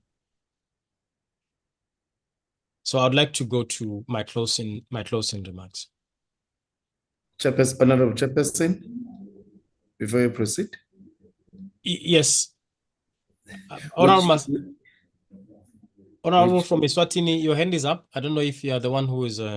Yes, Honorable Fellow, Honorable Chairperson. I just want to find out, because we elected Angola for the chair. What does it mean now? Are we saying we're nullifying the seat for the chair because we're not forming the quorum until further notice? Indeed, Chair. Thank you.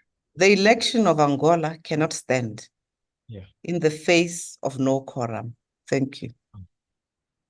So there can be elections without a quorum. I think, in short, that's You are not nullifying. I think we should be careful. You are not nullifying. There was no election. No elections, yes. I hope that is clear, honorable members.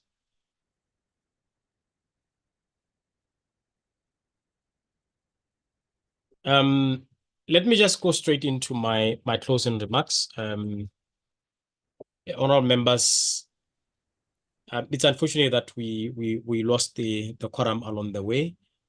The SG for SADC Parliamentary Forum is for my esteemed resource person, who has also, left due to other engagements, Ms. Trudy Hudson-Beck, members of the technical working group of the SADC model law on PFM, staff of the SADC Parliamentary Forum, staff of national parliaments, distinguished participants, ladies and gentlemen. As we come to the end of the meeting, I want to express my deepest gratitude to the honorable members for your participation, for your attendance of this meeting. Let me also recognize your unwavering commitment to our shared goal of a prosperous region. Honorable MPs, your commitment to the thrust and objectives of the Standing Committee is priceless, hence the success of this meeting, even though we note that we did not finish the meeting together. Over the couple of hours, we have engaged in productive discussions, shared valuable experiences, and explored innovative solutions to the challenges that are besieging the region in its quest to ensure a collaborative and prosperous region, characterized with free flow of goods and services, a strong transport system, and reduction in trade tariffs, among other things. We have once again reaffirmed our dedication to the SADC regional integration in economic trade, hence our commitment and dedication to fostering a more integrated and resilient regional economy. With such political commitment, the recognition of SADC as a major global economic house is a matter of time. Allow me to express my warmest gratitude to our consultant, Ms. Trudy Hudson-Beck from TRALEC, who has laid down one of the best informative and educative presentations on regional integration and economic development. You'll agree with me, honorable members, that the presentation was an eye-opener, particularly on the discussions regarding drivers of regional integration, such as transport connectivity, industrialization, and trade facilitation. In addition, deliberations on the various legal frameworks that SADC member states are signatory to has not only capacitated us, but motivated us also to ensure that our member states start to implement and rectify where there is inconsistency. As I conclude, join me in congratulating, this part does not arise because allow me to note our failure to elect chair and vice chairperson because of the issues of the quorum. And I believe that the secretariat will proceed in scheduling a meeting for elections. Be mindful of the fact that beginning of July, we will be having a plenary assembly in Luanda, Angola. And our wish is that by that time, we will be having the chairperson and vice chairperson of the committee duly elected. Let me also, at this point in time, express my sincere gratitude to this supporting staff led by the esteemed Secretary General, Ms. Boema Sokoma. We have worked tirelessly to ensure that this meeting is held in such a friendly environment, not forgetting our stakeholders who always avail themselves and voluntarily assist this committee. And with these few remarks, it is now my singular honor to declare the meeting officially closed. I thank you all for your kind attention. Thank you, Honorable Chair. Thank you, honorable members. The Secretariat may wish to stay behind. Interpreters and the other colleagues may wish to retire. IT kindly assist so that we remain behind for a quick debrief. Thank you, honorable members. Thank you so much, honorable members. Thank you, Secretariat. Thank you, everyone.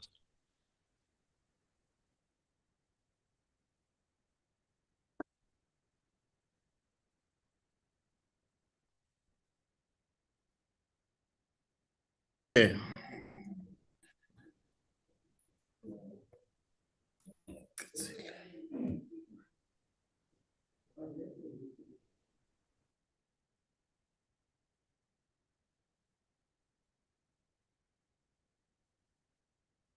Ronald, kindly help us exit members so that we proceed and stop recording, please.